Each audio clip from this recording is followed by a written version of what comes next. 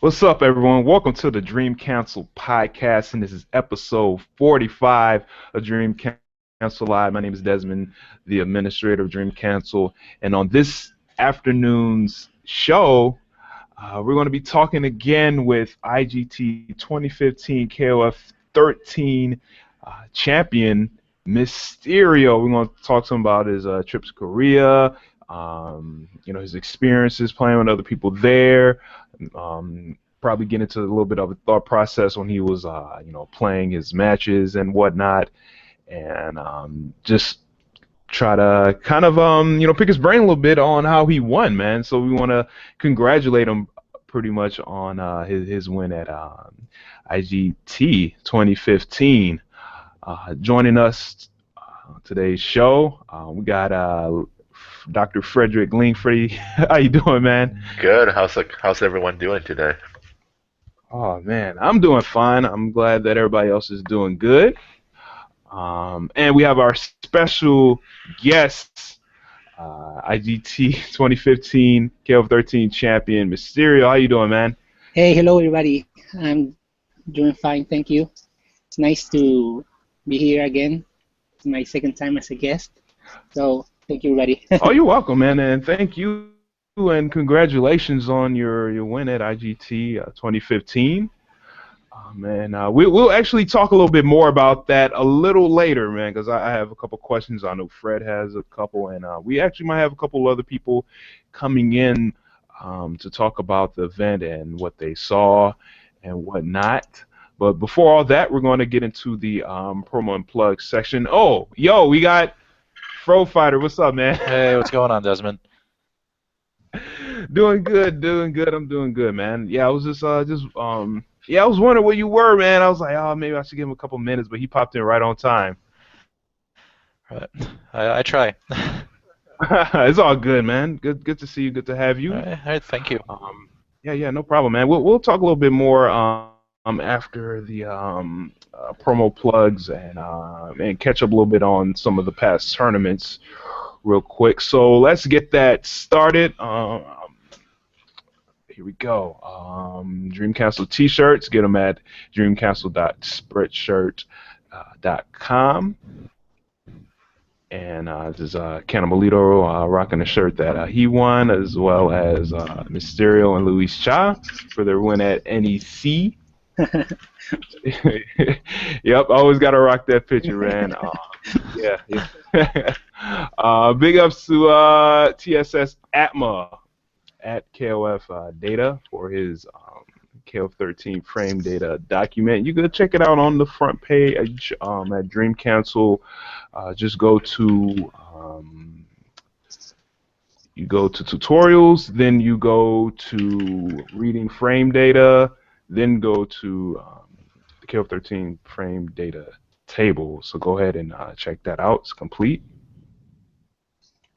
And oh yeah, donate to Dream Council snk@gmail.com for we can build upon small bonus pots for tournaments that are in the Journey to Dream Council Cup circuit. Next up, oh yeah, buy KOF 98 Ultimate Match on Steam. And recently, I know it's over, but there was a triple pack for all three games are on Steam with 2002 UM and 13. It was like, at first, I think it was it like $30 and they bumped it down to 20, and it was a part of their daily deal. So I hope a lot of people took advantage of that. And even if you do have the games on Steam for yourself, buy them for a friend, and just always stay in tune to the Steam sales because they're always doing some sort of sale. If you want to, maybe save a little bit of money, or if you want to buy copies for people that don't have KOF or a certain KOF. So go ahead and always support SNK when they have these sales out. Big ups to KOF Funeral, blogspot.com. Big ups to Mexi KOF. Big ups to Danger Team. Shout outs to SLR Rosarito and Chris Santoso. I believe he's at work right now. Try to see if he can join the show, but yeah, he's working. Shouts to the Nest organization in Taiwan. Big ups to Zero Black from Chile. Chat was us. Excuse me. Chat was us at Chat Wing Chat Box, and I believe they upgraded it. If some of y'all notice, it was off the front page of my apps, and I had to bring it back. But yeah, they updated the chat box on the smartphone. So go ahead and check it out and see how they changed it. Um, oh yeah, yeah. Download Steam, play KOF on Steam. 98 UM FE, 2002 UM, KOF 13. Oh yeah. View the forums via Tappa Talk. I check the forums on my phone every chance that I get. It's very, very useful. You can send out PMs to people. You can post and quote and a lot of other things. So go ahead and check that out. Um, Big ups to Kings of Cole. Will be hosting the Dream Cancel Cup at the end of the circuit, which will be in January at Winter Showdown 3. And I'm trying to see what's up with Pedro, if he can. What's up, y'all? Oh, this dude, man. What's What's up, y'all? Oh, that's an. Oh my goodness. what's, You got a problem? what's up, dude? What's going on, man? I'm just kidding. What's up, man? I'm good. How are y'all? I'm doing well, man. I wasn't looking at the screen where it shows everybody at, so you kind of startled me real quick, man. But yeah. Good to have you, dude. What's up, Daz and the champ? The champ is here. Yeah, I'm here. What's up, Zendo? And Freddie and How's it Alman. going? Hey, yo, you heard from VCO lately? Yeah, I was with them yesterday. We're trying to get we're trying to get ready for this champ, for the champ to come to Texas. All right, I'm trying to get him on the podcast, man. So if you have like his, if you could text him or something. Yeah, let me text him. I'll text him. To come on. All right, cool. So let's go back a little bit, man, and talk about some past tournaments. I know this past weekend there was a couple of tournaments going down, which is good. I like it when a weekend is busy full of Should we KOF. just do like a front page coverage? Oh yeah, go ahead, dude. Yeah. All right, let me do it. Yeah, let's do that. Because that has all the results and everything, too. Yeah. Let's see. Yeah, go right ahead. Do the.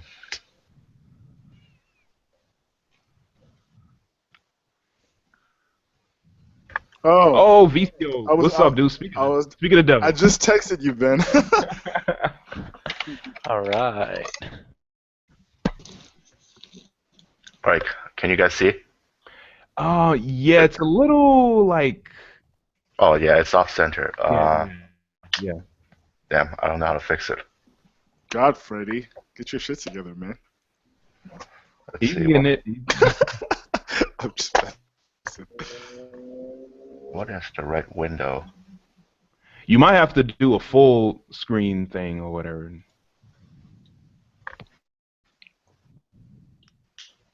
All right. Is it working now? Oh, let me see. Yeah, it's good now. All right. All right. So let me cover the front page stories very quick. So the first story we have is a 100% damage combo video by Douglas Pereira. I mean, he's been uploading these videos for every single team. It seems like, and this is the latest entry, and it's pretty good. You see a lot of cool combos, and we just talked about this KOF triple pack for $20, I think. Mm-hmm. All the individual games are also on sale right now, so if you bought like 13 and you don't have 98 or 02 UM, you can buy them individually. They're also on sale, but the cheapest deal is just buy the 3 games together for $20. And then we can talk about the recent tournaments. NCR, Siwa got first, Chris G got second. Yeah, and Chris G got second. We were just talking about it. Chris G, despite not playing the game for several months, just came back just as strong. Not better, but just as strong as before. He did not show any sign of rust, and he put up a good fight against Siwa. Which I was shocked by. No, I mean I did not. No, I mean I know Chris G, and I know he has always been a great player. I mean he can rely on fundamentals, and a lot of people underestimate him just because he doesn't know as much and he doesn't Yeah, do the most yeah. optimal combos. But it's just Right. like so solid. I mean you can't count him out. He's beaten El Matador before, and El Matador, if you've seen him play, very knowledgeable player, very strong. But Chris G has beaten him in tournament before, and that's not easy to do, especially for somebody who doesn't play the game. He So He also beat me in tournament. He beat plays me the in game. He tournament. beat me and me. like, he also I he think, also beat Chris KOF. yep. Oh my goodness, really? Yeah, I think, man, people don't give him credit, man. They discredit him so much, man. I don't know why. It's like it just kind of like I don't discredit him. no, I just think people he's say, like, an he don't excellent fighting play. game player. He's an excellent fighting game player. That's all you need. Just like Justin Wong, like he did well when he was playing KOF. I mean, he didn't win, but he beat people that was writing strategy guides and Yeah, doing tutorial videos. remember the very first final round, where there were like 200 entrants. And that tournament, our first place was Bala, and then second place, I think it was Reynolds, and then Romance, like the top three. Oh, and then I think it was Romance then Reynolds. yeah, I forgot the order, but whatever. The first three was Bala, Romance, Reynolds. Fourth place, Chris G. Out of 200 people, and that was like after him playing the game for like a month. Right. Was that when the game just came out though? No, the final round was in May. The game came out in like November, I want to say. yeah, November, around Thanksgiving. Um, So at that time he was playing the game for like a month, and then he got like fourth place out of like 200 people. And he stole the money. Man. Yeah, so shout outs to him. I mean, he's still playing the game. Gotta give shout outs to the guy who still sticks around. Yep, exactly. I'm So- still salty he sent me the losers at Showdown. Right. I'm still So salty he beat me, man, like at UFGT a while ago, man. But I mean, he's hey. good. And I He's never good. got my run back because he doesn't play in losers bracket because he was already playing like 6 games. He was playing like KI, Cross Tekken, Ultra, Marvel, and some other game. I mean, that's what I'm saying. He's an excellent fighting game player. Which Yeah, and he makes like top 8 at every single game. Exactly. Yeah. All right. So the next tournament is Hype Spotting 4 in Scotland. First place Tokido, second place Luffy, and then we got DavidCameron.gov. y'all know him? I don't know him, but when I was watching the stream, Gunsmith and the other commentator, they were constantly making political jokes about it. It was so funny. Yeah, if you haven't had a chance, go back and watch the archives. Gunsmith and was so funny and making some jokes about like redistribution of the health, something like that. David Did I Cameron ever was see a Tokido's conservative. team? Yeah. Oh, sorry. Did I ever see Tokido's team at that tournament? Yeah, Tokido was there. No, the team he was playing, because he was using something pretty different from what he usually does. He ran He was playing Dulon and Clawyori. yeah, I forgot the last character. Yeah, but yeah, it's good. I think he's been playing Dulon for a while now, so you cannot surprise him with Dulon anymore. And Yeah. fourth place is Atma. Yeah, shout outs to Atma who did all the frame data for the entire cast. And finally, we have IGT 2015. Look at this handsome man right here. Oh, El Guapo! Yeah, the Guapo with a trophy. We'll get back to this later. Wait, I want to say real quick before we leave that subject. I told this man, I go, hey, if you don't win, you ain't coming to Lone Star. And not only does he win, but he OCVs the last match. I was like, get the fuck out of here. Oh man. Yo, What's up, Pedro? Hey, what's up, guys? What's up, P? Not much. Just going over some front page coverage. All right. So we'll talk about the IGT a little bit more later on with the Misterio, but let me just go over the results and Well, obviously, Mysterio won KOF That's all that 13, matters. but That's all that matters. for 98 it was actually a surprise. It was a Korean player called NL who won. Mac KOF got second, Right. and then Wait, did Xiaohao not play in Xiao- '98? He did. He did. yeah, he lost. He lost. Oh, who did he Was he lose? playing with one hand?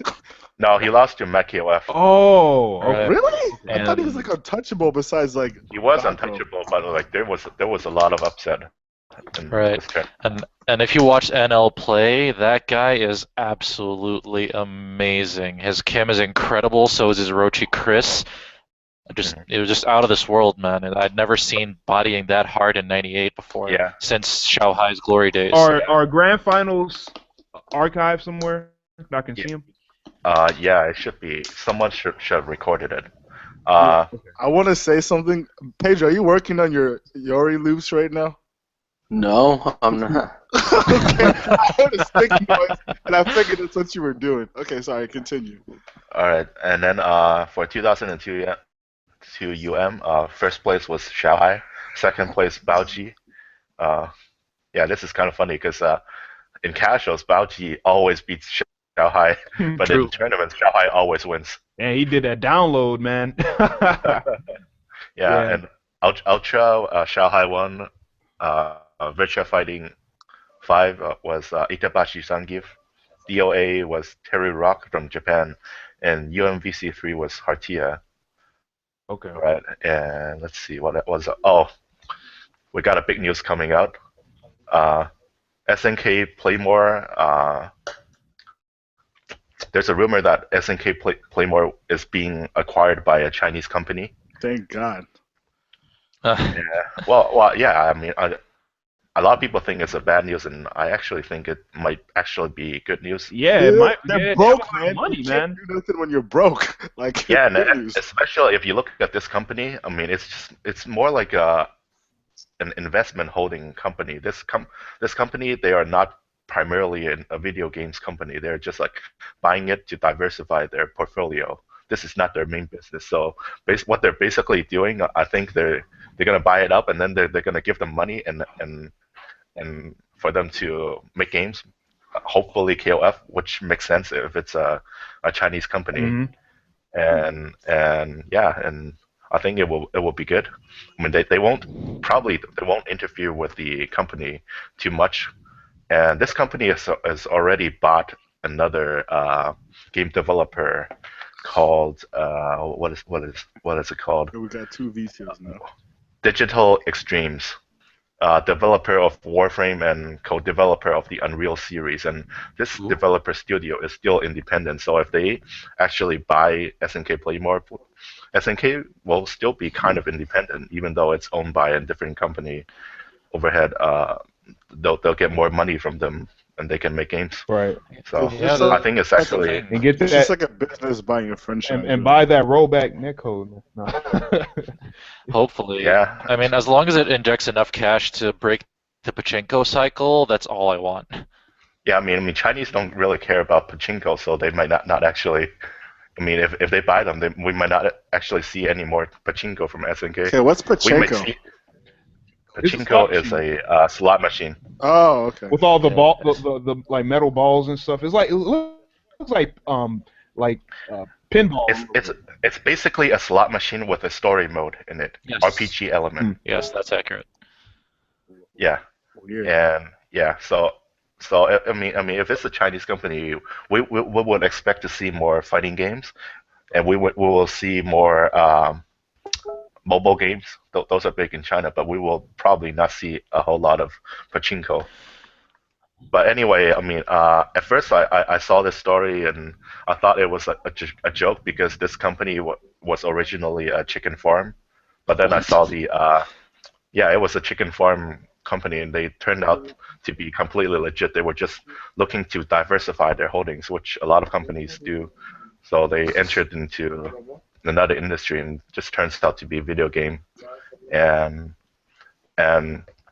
there was a disclosure of interest document that was submitted to the Hong Kong Stock Exchange, and I found the document directly on the Hong Kong Stock Exchange website, So it's completely legit, and if they go through the whole procedure and go through due diligence, that this might actually happen. Hmm. So What yeah, time frame you think, well, man? You think it might happen like middle of this year, maybe later this year, next year? probably in a couple of weeks. Oh, okay. Yeah. I mean, if they submit the document, it's probably going to happen unless someone steps in and offer a counter bid. Yeah, I'm thinking about Tencent. Tencent might actually be another company that might be interested in buying up. So That'll be yeah, very interesting. I mean, right now, the agreement that the two companies entered in is not binding, not legally binding. Although this company Leiyu has already paid up $2 million to SNK, it's non-refundable.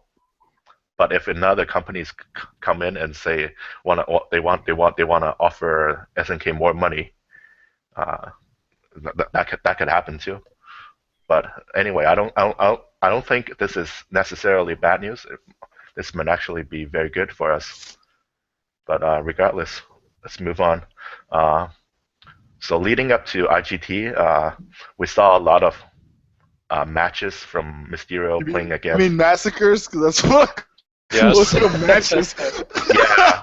I didn't see no matches. This dude, man. I was like basically, 3-0, 6-10, 4-10, 5-1. I was like, what the yeah. fuck am I So watching? a bunch of matches where Mysterio was just bodying people. Yeah. The lasted one. Oh my god. Yeah. I only heard of that on the plane as I was on my way over. I was like, oh my god. But regardless, we'll talk about this with Mysterio later on. All right, so Fatal Fury Special is available for smartphones. Whoa, that's cool. Yeah, All right. and we got a fan artist spotlight, Victor Lozada, and you can see his artwork right here, and you can read the article and know more about him. That's pretty cool. Yeah, let's see if we have any more.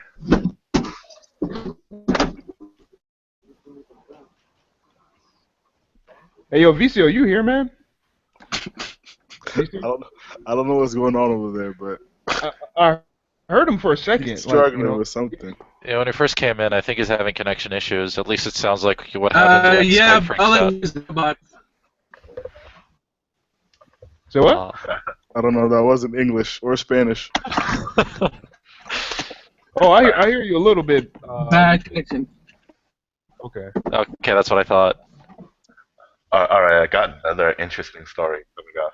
Oh, this one. Oh my gosh, yo. Oh yeah, put it back. I didn't see it. Oh, there it is. Okay. All right, can we continue?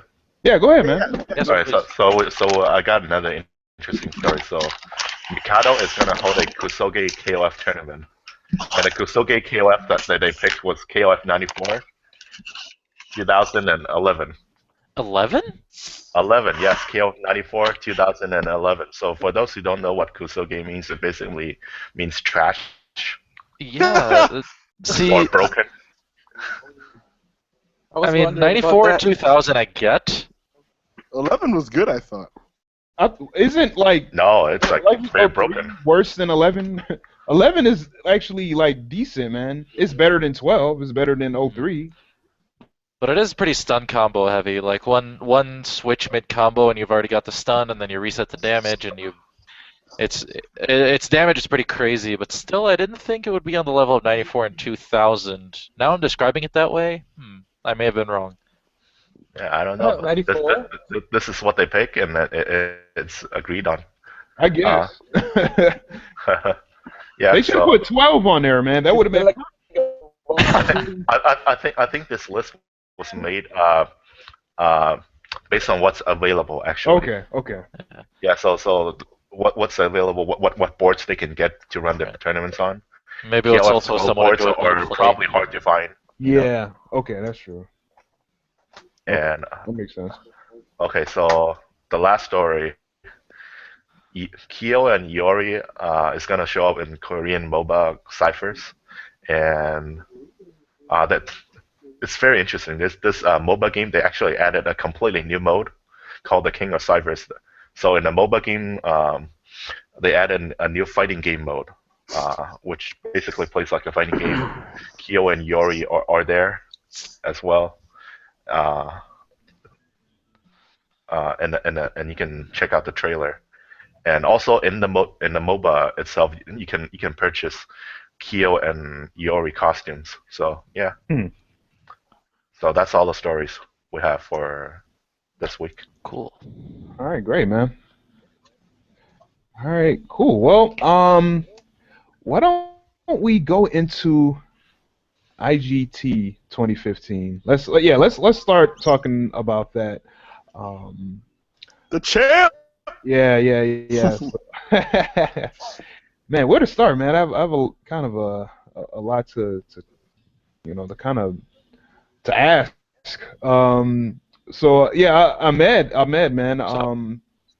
Yeah, when did you arrive in South Korea? Pretty much. I got there Friday night, and Okay. we had a lot of trouble getting from the airport, and delayed luggage, that kind of stuff, and not being able to talk to taxi drivers because they mostly don't speak English.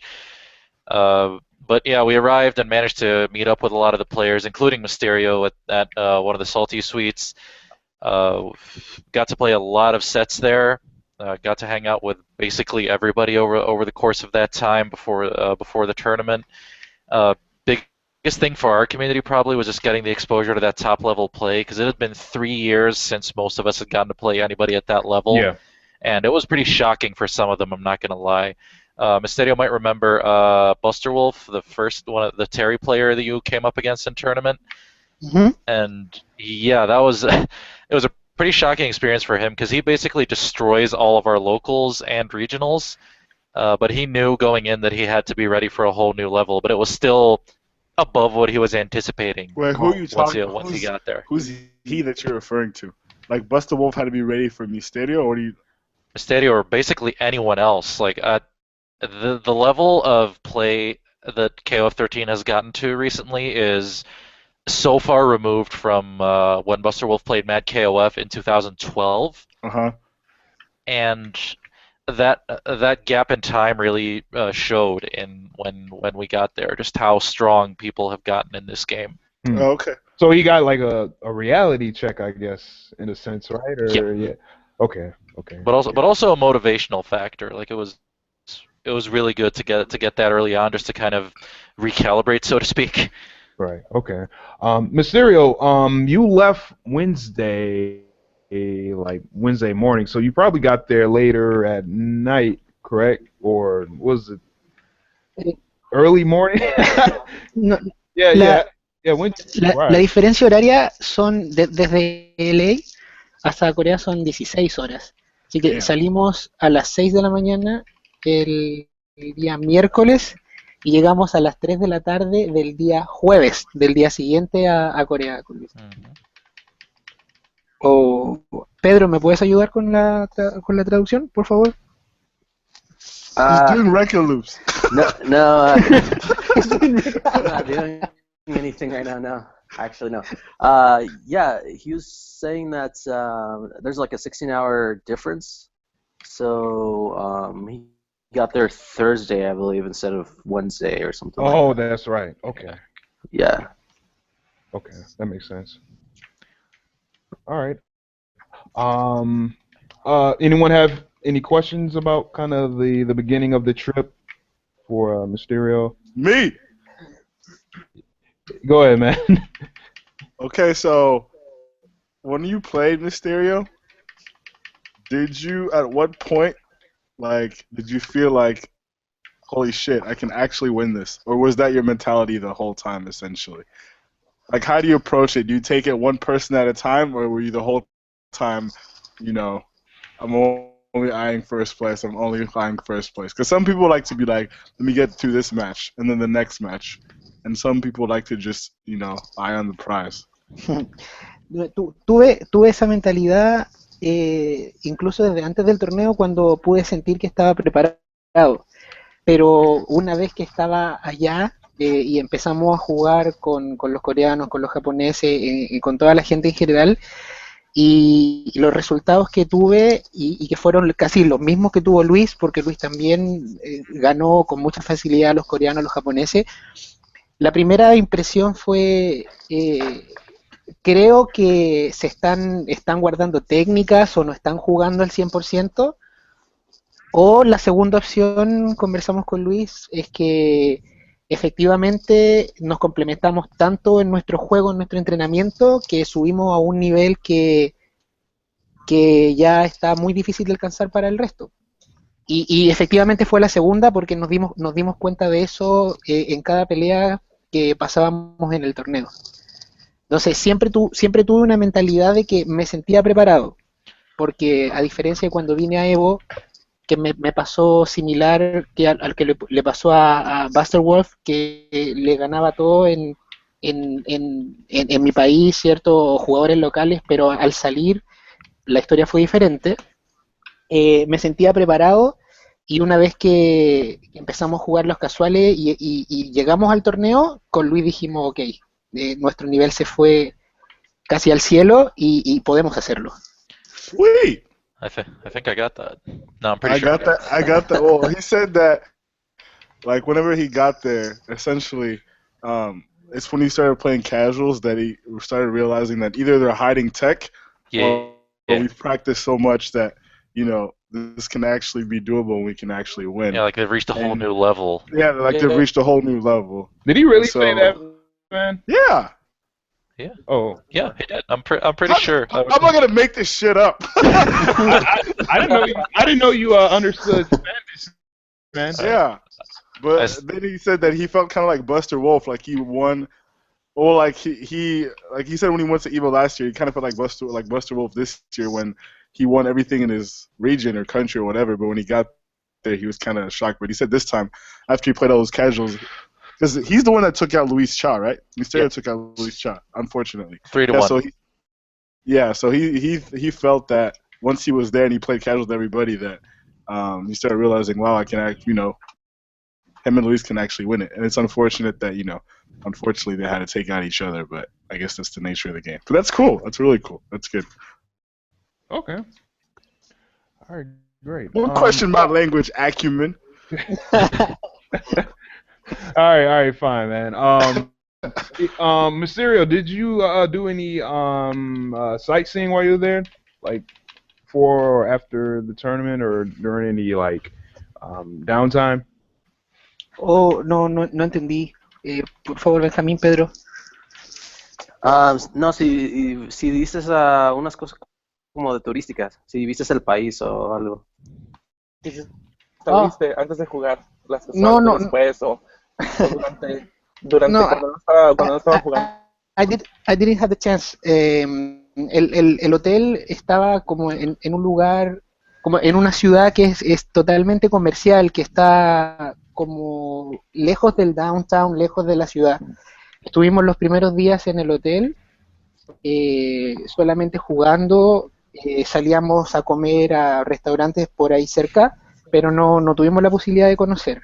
Y después del torneo, el lunes en la mañana, nos fuimos a Kong, que es un arcade, un venue, que tienen ahí como, me imagino como lo que fue Super Arcade acá, y estuvimos ya más cerca de la civilización, ahí pude caminar cerca, pero no tuve la posibilidad de conocer. Comí mucho, sí, mucha comida coreana, mucha comida china, mucha comida japonesa, pero de turístico no pude mucho. Or okay, I'll do it. Basically, what he said is he wasn't able to like go out too much because like the hotel was very secluded from the city. It was more business, commercial area where the only thing were like, you know, places to go out and eat or you know, like hotel buildings, stuff like that. So out in you know, visit Korea. When the tournament was done, they were able to go to this other place where they did the other stream. Yeah. via Twitch. And then they were much closer to civilization. They were, able to. They were close to the city, to where everything was, but he still didn't get the chance to go out and sightsee too much. Anyway, he was able to eat, more food, more different kinds of Korean, Japanese, and other stuff. But he had a better chance of it when he was close, but he still wasn't able to. Okay. All right. Cool. All right. Oh, Fred, man, do you have any questions for Mysterio? Yeah. Did Mysterio ever visit KOFXIII? Oh, no. Yeah. No, Oh. no, creo que, no sé si, no escuché bien, no sé si el lugar quedaba muy lejos o si es que ya no está funcionando, si es que ya se acabó. Así que no pude conocerlo. Oh. Okay, he said, Misterio says that either the place, he didn't really understood the situation, but he speculates there's either of these two. One, that the place was really, really far away, and two, that the place, that KOFXIII, it was actually close.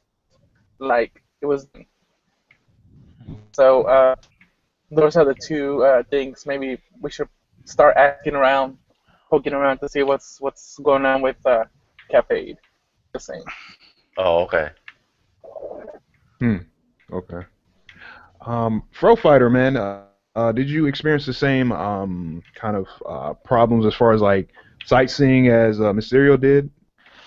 Yeah, because Incheon is kind of far away from Seoul, like the city. Yeah. It's about an hour away. I went with a few friends to Seoul, basically just because we had to check out from one hotel and into another, and I was going to the airport like 2 hours after that, so I didn't really get to do much out there. It was mostly just the hotel and then just a few places around it for food and what have you. Okay. All right. Cool. Any other questions for anybody? Sendo? I mean, I've talked to him since, so I asked him a lot of the stuff. Well, I mean, for people that's listening, at least. Sendo. Well, I don't have anything related to IGT. Okay. With Mysterio, more like the upcoming tournament, but I'm guessing we'll talk about that later. Okay. And he's a champ. That's not a question, but he's a champ. All right. Mysterio, there's a question from the forums asked by Solid Shark. Said, compare the South Korean scene you observed with your scene and others you have seen or been to. About the level? I believe, yeah, as far as gameplay, I think he didn't specify, but I guess maybe gameplay, community-wise, as far as KOF, comparing South Korea with other places that you've been to. En comparación al nivel,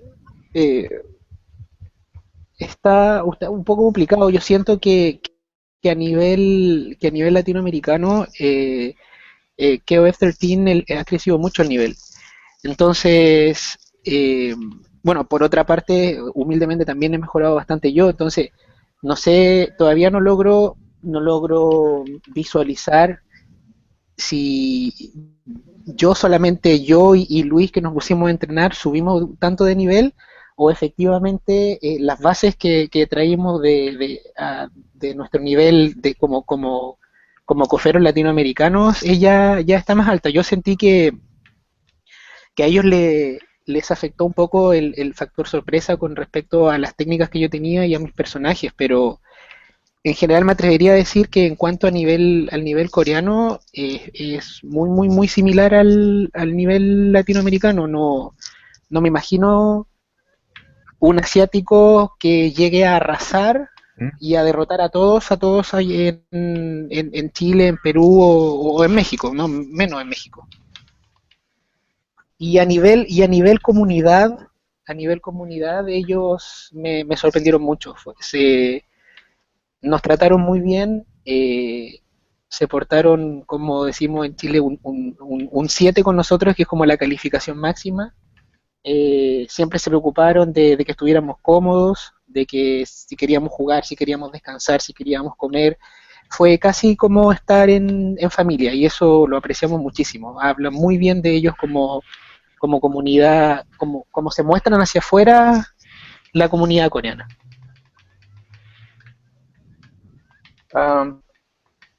Okay, so he said that he was pretty surprised about the level of play level when he went to Korea. Maybe because he's played with Cha so much that they like he said, like his level just went way up to the roof, through the roof. And so when he really comes down to it, he said that he feels like none of the tournament goers, which mostly were either Korean or Japan, would go to like any place in Latin America and just sweep the floor with everybody. He doesn't imagine because the level is pretty it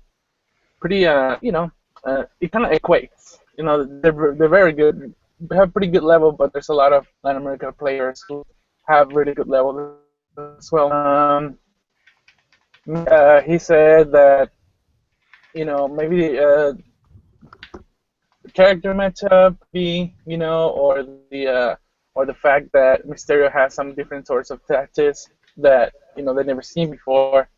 Maybe that could be a reason for him to feel that way. But when it comes down to it, when it comes down to like gameplay and stuff, it's really that the level in Latin America has actually gone up. It hasn't stayed stagnant. But he's just saying that levels over there that they're really good. They're excellent. Now, when it comes to community, he said that people over there were worried about their comfort level, if they were hungry, if they wanted to play, if they wanted to rest. So basically, saying that when it came to like their hospitality, it was incredible. It was to the highest level you can imagine, basically. Both treated them really, really well, and to the community was pretty tough by that. Okay. All right. Oh, here's another question that he asked. What surprised you the most in playing at IGT 2015, if anything?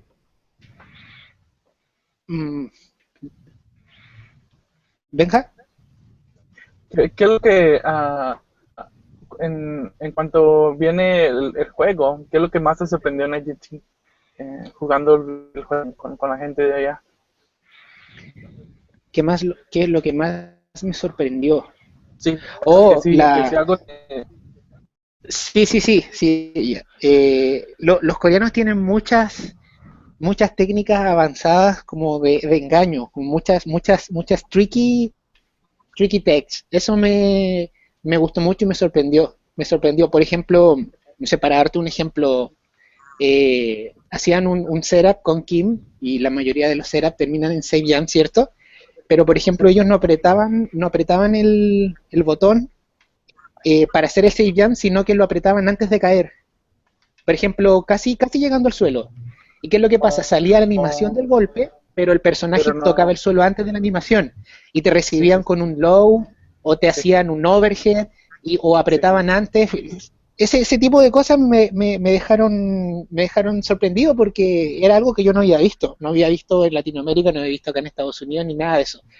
Sí. Y también tenía muchas técnicas de escape. Por ejemplo, me gustó mucho Lacid cuando jugaba con Kim. Él se podía parar con Hiensan X, ¿cierto?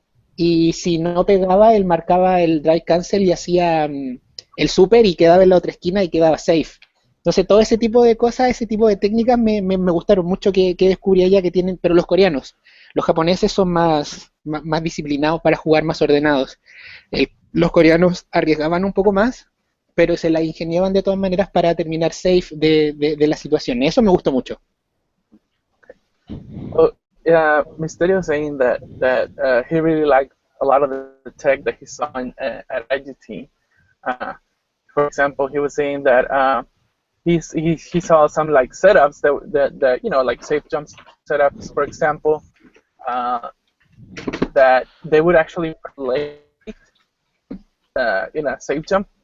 So you would see the animation come out, but it wouldn't hit you like the attack or whatever. It didn't have enough time for it to be active. You would see the starting animation, but the time when they landed, there was the act no longer active. So whenever they would land, they would like either go for a low poke or an overhead or something different. But since you were already to get hit high, a lot of times they would hit you with that stuff. And the other is that they would do a lot of really crazy weird safe setups. Like for example, if somebody did a safe jump and with laced it, I believe he used to do this. Like him, he would like wake up EX flash kick, and if he wouldn't hit you with it, he would do the super, the Hulk in the air. So he would go all the way to the other corner to be safe from Really? punish. Yeah. What the fuck? You just fly away? Yeah, he would just fly because away. you can super cancel it if the first hit's blocked. It's Well, I mean, So that is. like, I thought usually people just did the up kick, not the fly away technique. I don't know. but Anyway. you're already airborne. That But is for EX flash kick, you're already way up in the air by Yeah, the if time it's that EX, happens. yeah, So if it's EX flash kick, yeah. But weird. So Okay. they would do things like that, like really crazy things that would like put him in a safe spot. I mean, they would spend some resources, but they can be risky with the gameplay. So because they can do things like this, they're well aware of things they can do, such as these. When it came to Japanese players, they were more disciplined, and they were more technical. But the Korean risky stuff that actually tended to pay off. So that's pretty much Interesting. the thing. Yeah, the things he found in Korea in IGT that surprised him. Bueno, y otra cosa que me sorprendió mucho fue el juego que mostró Chao Hai en la final. Pero si quieren de eso podemos hablar más adelante o les cuento de inmediato. Porque para mí fue una experiencia impresionante. Incluso hasta me imaginé un diálogo así como si fuera un personaje de anime que estaba jugando así la batalla final. Okay. He said that another really surprised him was his battle with Xiao Hai. That things got so intense that he even imagined himself as a anime character having a dialogue with the arch nemesis, like an inner monologue. it kind of felt that way in the way the match went, where he took a lead and then the villain's slowly coming back, and all of a sudden the hero gets this final surge of energy and just like, the King OCV was kind of like the spirit bomb in a sense. You see what I'm saying? Like I think my throat was sore for the rest of the time I was in Korea after commentating that moment, because that's how hype it got me, man. That was crazy. Wow. Hey, Fro, can you tell us about the crowd? Because we don't have a crowd cam for the stream. Can you tell us like how hype the crowd was, like when they were watching the grand finals? Well, the way the here. setup worked is that I was sat looking at a projector where the stream played on it, so I was kind of sitting in the middle of the room. Uh-huh. And everybody around the time finals started, everybody was crowded around me, looking at that projector, and it was really loud around me all the time. The only reason you probably might not have heard that through the mic is because it canceled noise well enough, but it was really loud around me all the time throughout that finals. Everybody cheering for every possible hit. And the moment Xiaohai did the EX flash kick, that basically ended the set, the whole room just exploded at that moment. It was nuts in there. Despite the small number of people, it was, I think, 40 participants in KOF13 and not that many more people in the room. But the atmosphere at that moment was electric. It was worth what I think was the most significant tournament win for KOF13 in the past 6 months or so. Oh wow! I wish we got a crowd cam. I wish someone like recorded it on their cell phone with the crowd. Yeah, that would have been cool to see. Yeah. On that topic, I did see the crowd cam from Chile. So Misterio had some friends from Chile. They were watching the stream live, and then they were cheering. Like people were jumping up, like up and down cheering. That was so good. Yeah. Fun. So did everyone just like stayed up like all night to wait for you to win? Sí, efectivamente, según por la programación original del torneo, debiera haber comenzado KOF a las 3 de la tarde, y eso es en Chile a las 3 de la mañana del día anterior. Pero con todos los problemas que hubo, la gente pasó toda la noche despierta en Dream Match, que es un venue donde están las consolas y la gente puede jugar. Pasó toda la noche despierta desde las 11 de la noche hasta las 10 de la mañana del día siguiente. Estuvieron todos juntos, y no sé si comieron algo, bebieron algo, durmieron. Algunos se rindieron y se fueron a sus casas, pero los pocos que quedaron, que son los que siguieron el video, dicen que efectivamente valió la pena la espera. Eso es el apoyo de la comunidad que yo tanto amo. Sí, efectivamente fue por iniciativa de ellos que yo viajara a Corea, y siempre se han portado muy bien conmigo, siempre. Okay. So basically, yes, the people stay at the venue, which is it's where everybody was over there watching it. They stayed there from around. Basically, people had to stay up pretty late because of all the complications they had at IGT. The tournament was originally scheduled at 3 p.m. in Korea, and that equates to 3 in the morning in Chile. The thing is that it started very late, so people had to stay up, and they stayed at the venue where that venue is where they have all the games, kind of like it, I guess. They have consoles and streaming material and all that kind of stuff. A lot of people stay there. Some of them gave up, they went home, got stuff, and they a lot of them just stayed up, and the people that you saw in the video, of course, were the people who stuck through, and they were really, really happy about it. And these people who stayed up and they stayed at the venue were the same people who supported Misterio through like some money raising and for him to finance the trip to Korea. So he's like, these people always support him. This community it's pretty much the best that he can earn. That's why he loves him so much. Aww. I know. Anyways, No, I'm sorry. One more thing. I saw Matt KOF recording the whole tournament. Somebody told me that he was streaming for his own channel.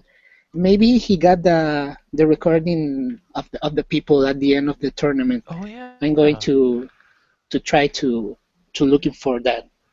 Yeah. Oh, okay, that's good. So basically, also missed that his crowd from 11 p.m. to 10 in the morning in Chile. So they had to wait like all night, and they had to wake up in the morning. Well, not wake up in the morning. They stayed up until the morning. In the morning, it's pretty late in the morning, but they all said it was well worth it. Yeah, man. And that's for sure. I mean, it shows. I mean, that's commitment. That's a community. You know how it is. I think the mistake is pretty fortunate.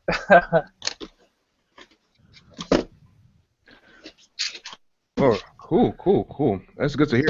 Yeah. All right. This question I want to direct at Frofight, man. So what did you think, man? Just overall of the event, man. Of the just the venue, the presentation of the event. You being there and whatnot. Like, what did you take when you went home from the experience, Ahmed? There's a lot that goes into this. It was in a lot of ways it was kind of a mixed bag. I loved the venue. The hotel was great. Having all the players there was really nice because it meant you had all access to KOF all the time. As from an organizational standpoint, I understand they were kind of they had to use what they were provided by the sponsors. But I think everybody who watched will tell you that the KOF 98 edition that was used, the QQ edition, was very problematic. You had to play entire matches to button check. You had to play through an online Chinese server in order to even play matches, which meant that you had lag, and you had to play on a minimized window. So the amount of time lost on the QQ edition alone can account for, I want to say, 75 to 80% of what went wrong with this tournament as far as delays. Wow. As for the last of it, the other part of it they couldn't control. Xbox Live went down in all of Korea on day 2, and that caused the Xboxes that were on hand to not have DLC available. Oh, I see. Yeah, that was unfortunate. That they couldn't do anything about. And that contributed to what was, I think, a 4-hour delay for KOF13. Putting all that aside, as a tournament, as far as a showcase of King of Fighters talent in all 3 of the flagship games, this was as good as it gets. Single elimination notwithstanding, I think that was one thing that not everybody was too happy about, and we did try to talk to Kenzo Zhang about it, but not much could be done at that point. But as a showcase of KOF talent, as a KOF tournament, this was as good as it gets. You watched 98, you saw NL decimate with Kim and Orochi Chris, and it was incredible. 2002 UM, for what we got to see of it, was also great. And 13, well, we've been discussing how amazing Misterio's victory was. And even aside from him, you had Sange Tensho. He eliminated Mad KOF and Wu. Think about that for a sec. Yeah, I didn't really know of that guy. I mean, I'd seen him play in like the Nishan Podi or whatever the shit that's called, but I didn't know he was that good. He got better. He got better because he was not able to beat those kinds of players before. But taking out those 2 on his way to a top 4 finish, although I don't know if he would have beaten Luis Cha. Overall, as a tournament, I was really happy with it, and as an experience for our community going there, getting to play all those amazing players, it was really good, and it fired us up to try to do better for our local tournament scene as well. Right, that's great, man. Go ahead, whoever that was about to talk. We're good. Vicio? So,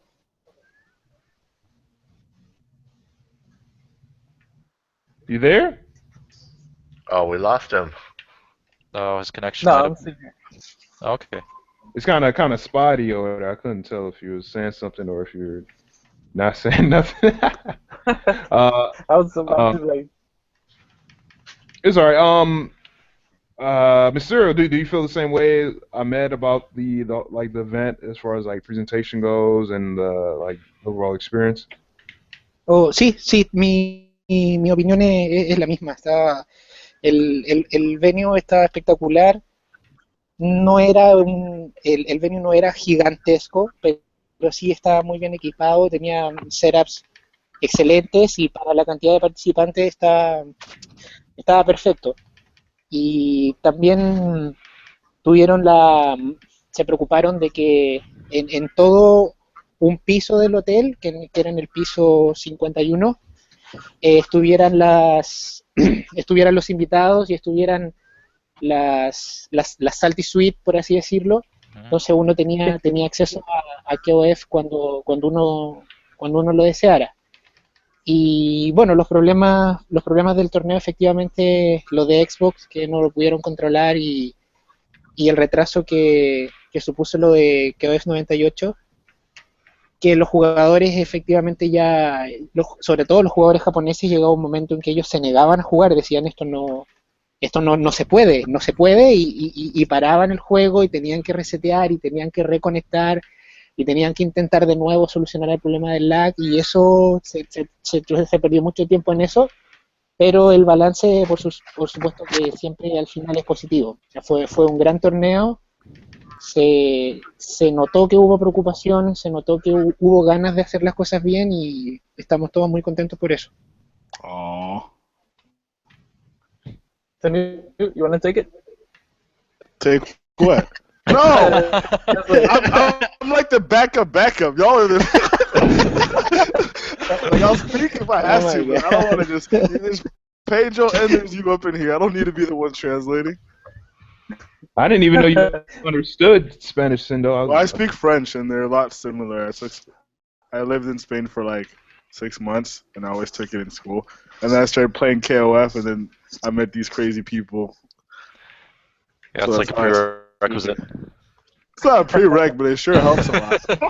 I mean, but yeah. Okay. Well, all right. What do you say? I wanted to know what do you. So he's pretty much concurs with Pro Mm-hmm. when it comes to everything, to the delays from the most important thing here is, even though there was problem, I mean, the Japanese play for hands like, oh my god, play this, there's no way we should, and things are pretty laggy, things like that. The determination and the not only the determination but the dedication that the Korean people showed to try to fix everything, equated, balanced thing really, despite the negative things. They were really worried about getting everything fixed, get everything up and running, whenever. But everything goes towards the positive. The tournament was an excellent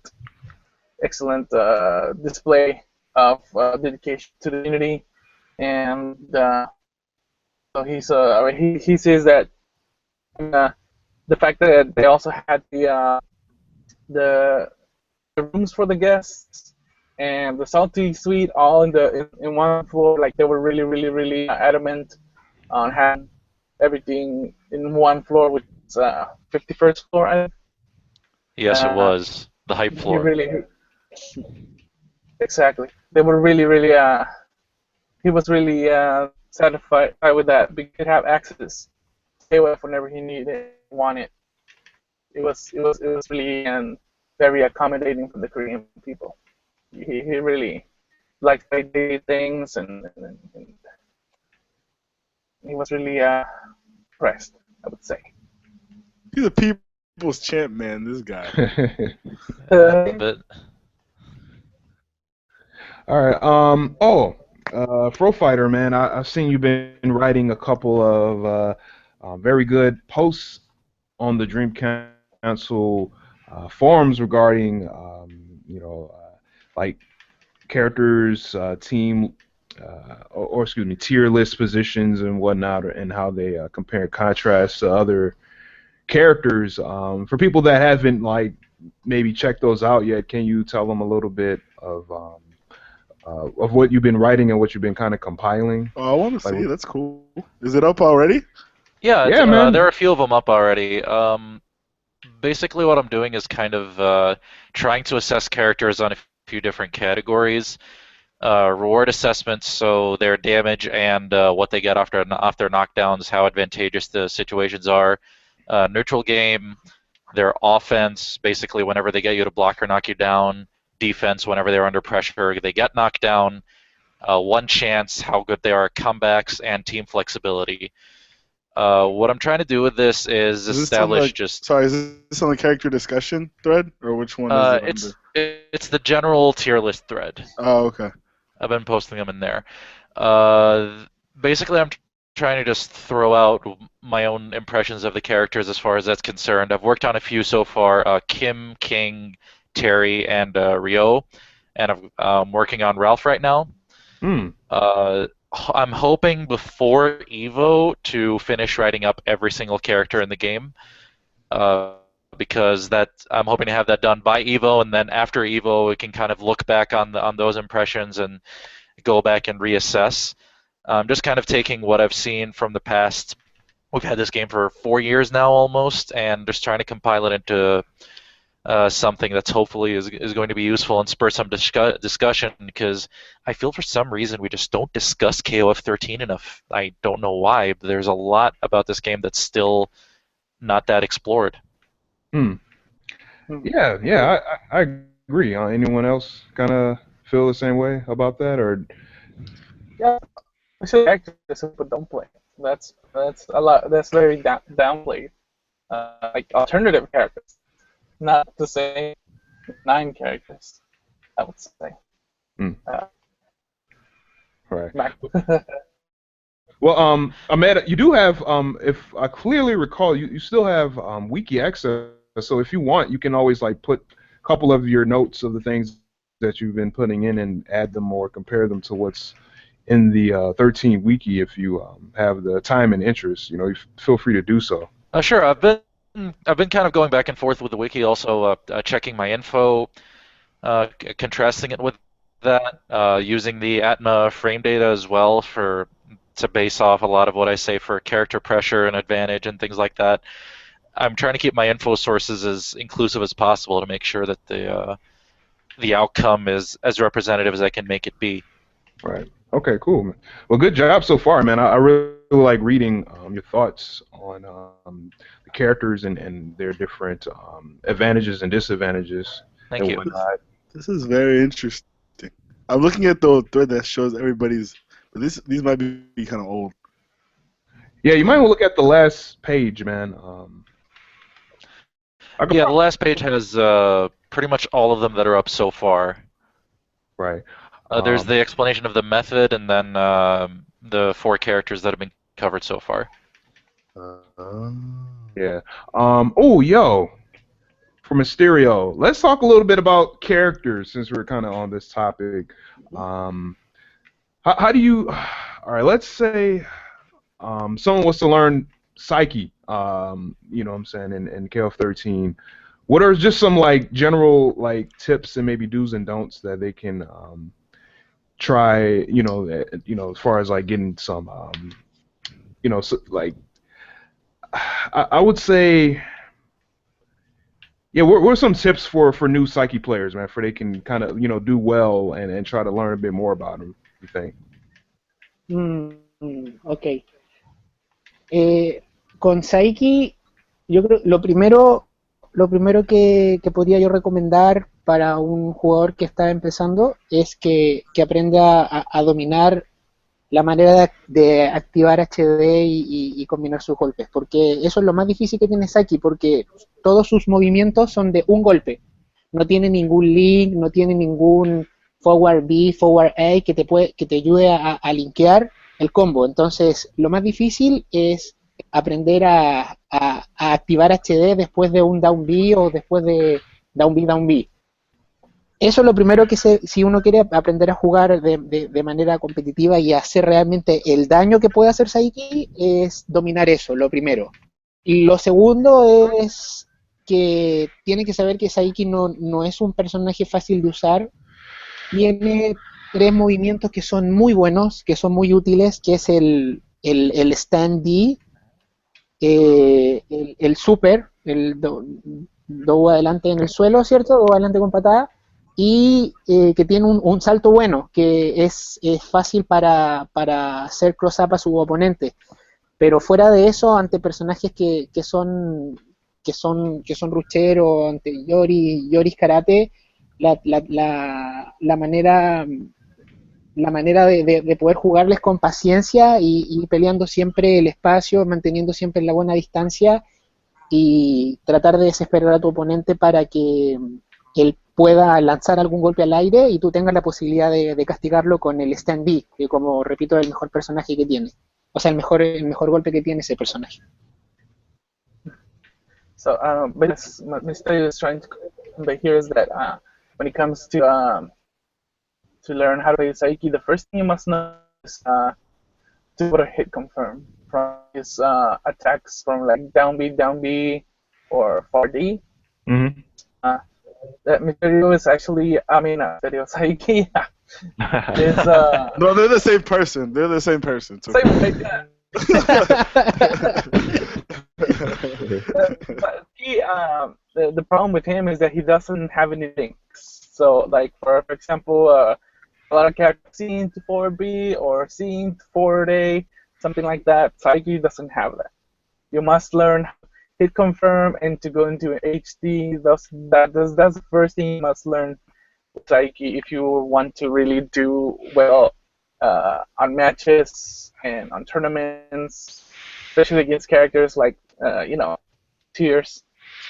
The other thing is that if you want to do, the thing is that if the second thing he said about how to play well with Saiki is that he has a really good 4D. Mm-hmm. He has a really good jump. A jump which makes it easy to cross people up. And ¿cuál es la otra cosa? El super para defenderse. El super, yes.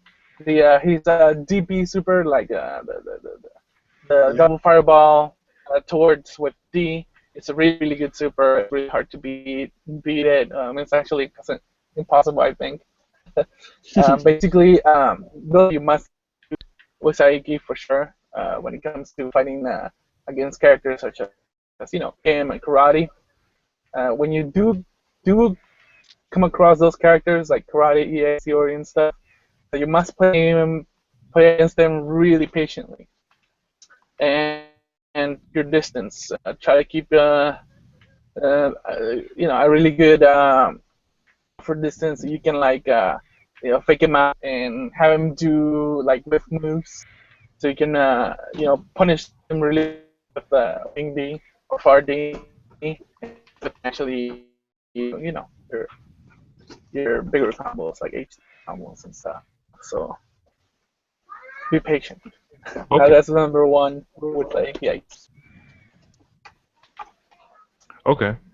Oh, y si me permiten, hay otra cosa que es importante, muy muy importante, y que yo me he dado cuenta que solamente muy pocos jugadores la usan o toman la decisión, que es de hacer daño, de hacer el máximo daño que puedan y de gastar los recursos, gastar el drive cancel, gastar el HB, gastar los super.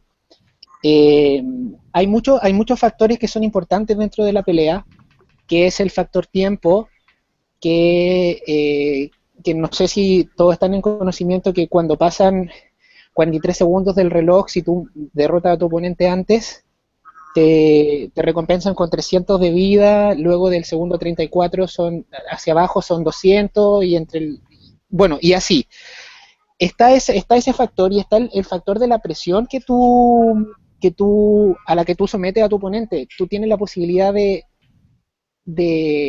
entrar en un golpe a tu oponente muy pocas veces en una pelea cuando es a nivel competitivo alto. Entonces, si tú no aprovechas esa oportunidad, tú no presionas a tu oponente, no le dejas saber las herramientas que tú tienes. Entonces, a mí me pasó con jugadores que son muy buenos, que son grandes jugadores, pero que no toman las decisiones correctas y por eso pierden. Por ejemplo, el ejemplo que a mí más me sorprendió es el de Freezer de Marruecos. Él es muy buen jugador, tiene muy buenas ideas, pero él no gastaba las barras. Tenía la posibilidad de matar a Luis, con lo que le costaba entrarle, e intentaba hacer un reset, Luis se lo cubría y luego él perdía. Y no se daba cuenta de que al haber matado a ese personaje ya quedaba en una ventaja superior, 3 contra 1, de que al haber decidido matar le llenaban 300 de vida y no 200, de que tuvo que gastarse el poder que se quiso ahorrar porque no lo pudo matar después del reset. Vicio, mind if I take this one? Es muy Sure, importante, go por favor. ahead. Uh-oh! Uh-oh! You trying to take my All right. spot? I'm just kidding. All right, yo, I got this. All right, so what he's going for here is something that I definitely agree with, which is to make sure to maximize your damage opportunities at every possible turn that you can. Spend your resources, it's fine, because you're also, in KOF, one thing you're racing against, as well as your opponent's life bar, is the clock. The more time left, of course, the more life you recover. So based on that, he's saying when you have your opportunities, kill your opponent as quickly as you can. This does kind of feed off the Psyche discussion thanks to Psyche's huge damage, but he's saying that truly good players are the ones that are able to keep this in mind and always maximize every single opportunity they get all the time. And he's saying that that's the line that separates the good from the great. Bringing up the example of Moroccan player Freezer. He was in a situation where, had he decided to maximize his combo, he could have killed Luis Cha earlier. He decided to try to save his resources for a less costly combo, and that ended up costing him in the long run because he killed later on with his reset attempt and got less life back and ended up biting him in the next round when Luis Cha was able to get back at him. With that in mind, the bottom line is use your opportunities best as you can every single time. Don't give in a game like this where one touch can mean death, never give your opponent the opportunity to come back on you. Okay. That's pretty sound advice. That's pretty much that's the kind of object of the game at the higher levels, I feel, man. So yeah, that's great, man. That was an excellent translation, by the way. Thank you. Wait, I didn't get that when I translated. What the fuck? That was a no. I live halfway across the world. My scene's weaker for Spanish. Whatever, man. I'm just kidding. I live in Texas, so yeah, it's pretty much half Mexico anyway. But whatever. All right. All right. Anyone else have a question about gameplay and characters for Misterio? Fred, what? You still there, man? Yeah. Well, we're talking about Psyche, but what about Yuri? Like, we saw a lot of fancy tricks from Misterio, Yes. especially in IGT with the Yuri tricks. Oh my god, that Yuri. Like, can you give us for those who want to pick up Yuri, like what is your advice? And those who have to fight you in a week, can give us some tips on how to do it.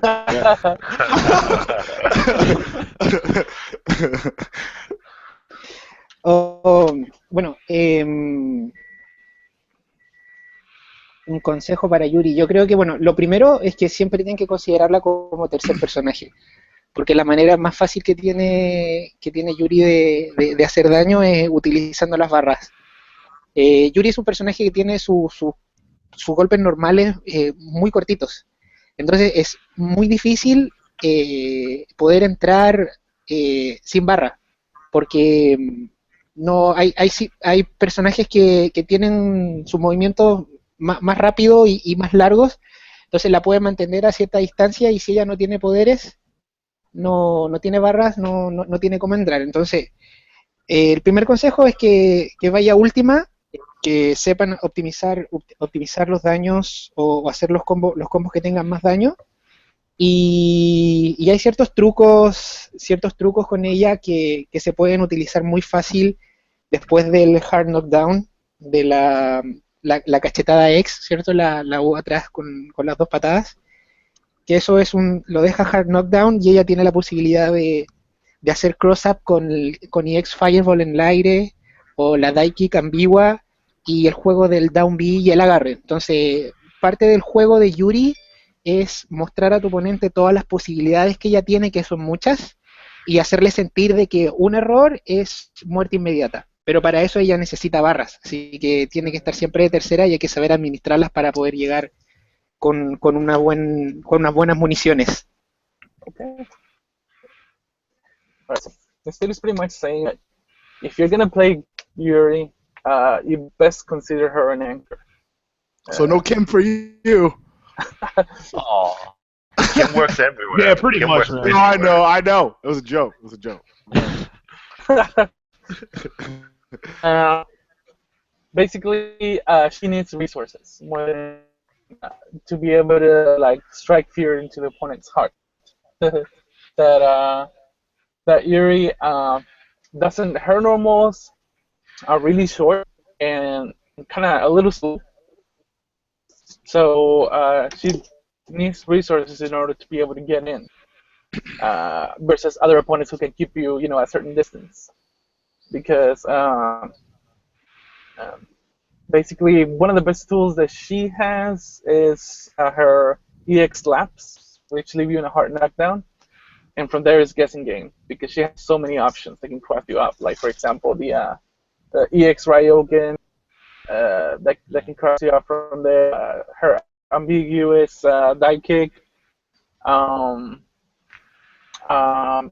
Pokes like down B and more slaps and things like that. The thing with you must let the opponent know that you have all these options and that it'll leave you with the fear that any little touch can mean certain death. Pretty much, and for that you need all the resources. Right. Can I add one cool bit of tech that I saw him use for the Kim matchup specifically, since you Yes. mentioned Kim? Yes. I think Tanu knows what I'm talking about. When Yuri demon flips above Kim, if she tries to delay a dive kick, his D flash kick will catch her because it's still invincible by the time she's coming down. But if she decides to go for the axe handle instead, demon flip heavy punch, she's going to stay above until Kim's invincibility runs out, Mhm. and she's going to smack him in the head and proceed to go into a combo if she so desires. If you watch the first to 10 between Misterio and Xiaohai, you'll see Xiaohai eat that, I think, at least 3 or 4 times, and that made him essentially fear having to use the flash kick. So even Kim, who, according to Misterio himself, is a tough matchup for Yuri, has to sit there and respect the mix-up. That See, actually happened at Hey, Grand. Mysterio, I'm not respecting nothing. You got that? When you come here, no respect. I'm a flash kick. I don't care. All day flash kick. No stopping me. Sergio, pero ya me dijeron que estabas pidiendo consejos a Canibalito para poder ganarme, o sea que respeto ya hay. Yeah, that's true. I've been asking him so many questions. No, y sumando lo que dijo Ahmed, es verdad, esa técnica funciona contra Kim, la descubrí, o sea, como siempre descubro mis técnicas, la visualicé, lo probé y funcionó, y eso fue lo que a Xiaohai en la primera pelea lo dejó en shock, porque él hasta después del torneo, él le preguntó a Luis Chal, le dijo, pero ¿qué pasó? ¿Qué pasó con mi flash kick? ¿Cómo lo haces tú para ganarle a este tipo? Que no supo qué pedo. O sea,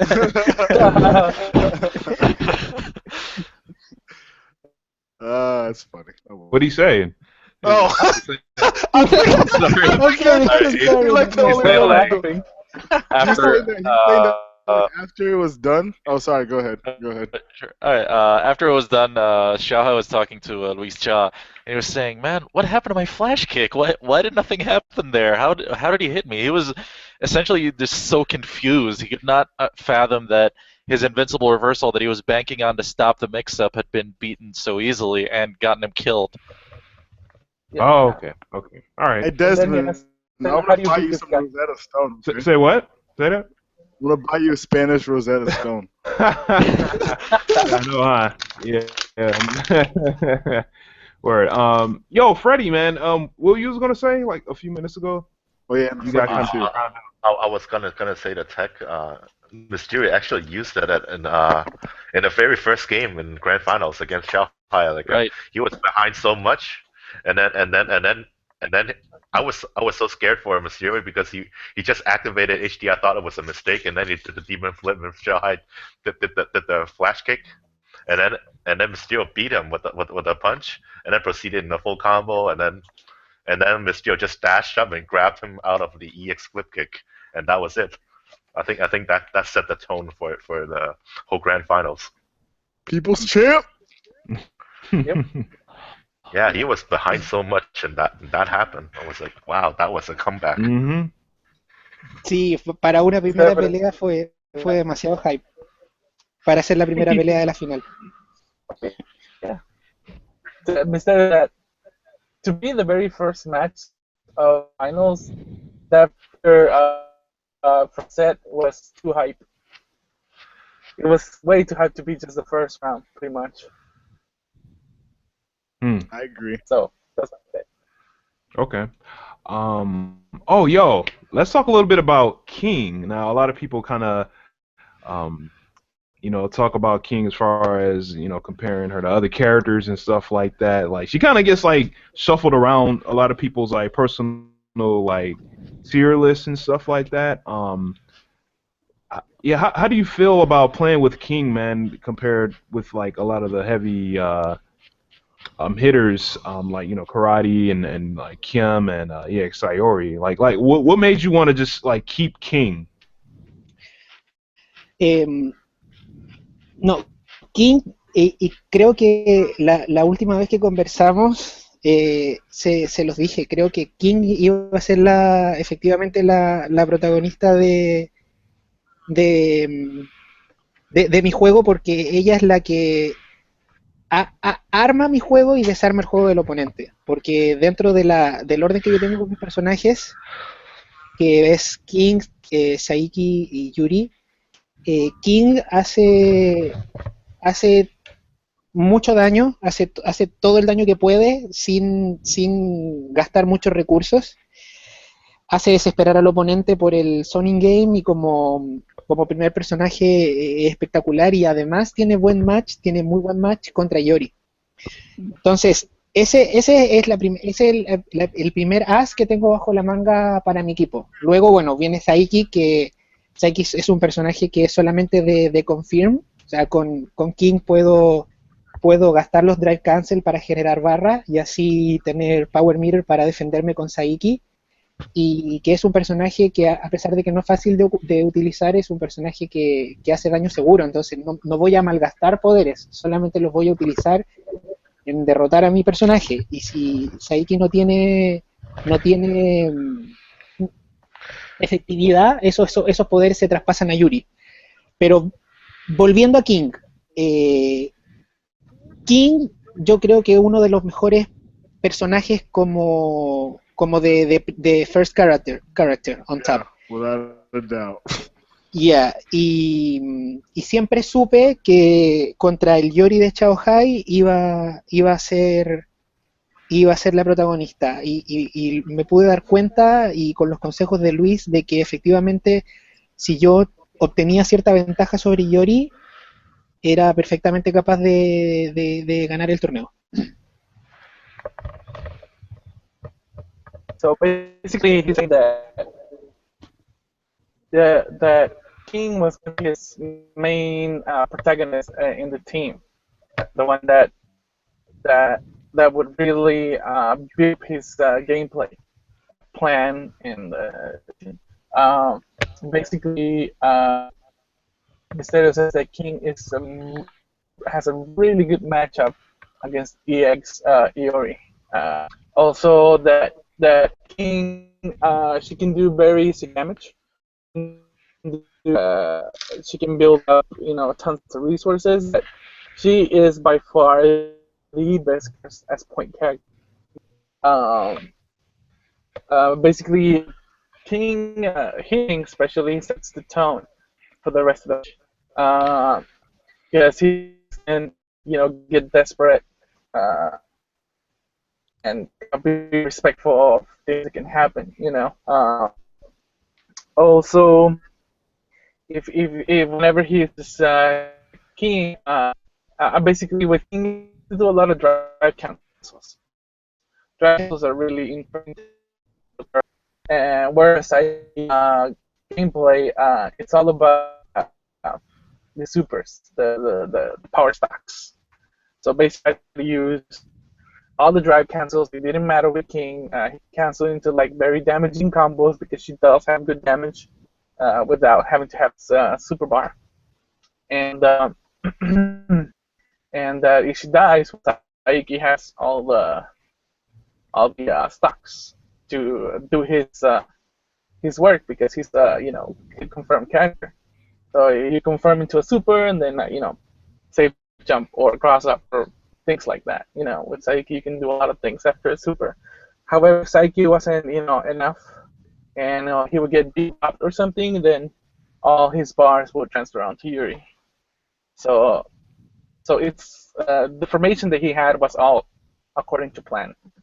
Basically, it was just it's not because he liked certain characters first, second, or third, but that's the way he wanted it in order to nice his team formation basically. And it all started with King. King is the pillar formation.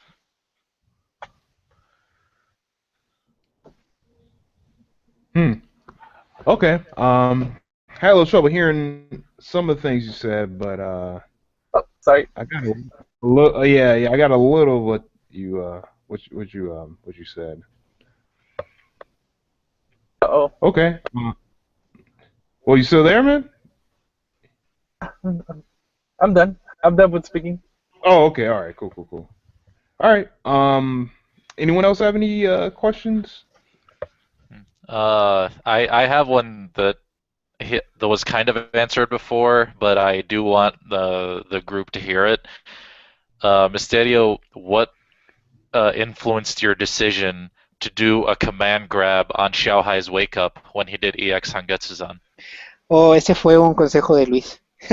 Lo que pasa es que sí, Luis tiene una de las mejores habilidades de Luis es que tiene mucha experiencia como cofero y mucha experiencia como cofero antiguo, así como lo soy yo, como lo es Xiaohai. Entonces, en la primera pelea, él me animó mucho a hacer el comeback con Yuri.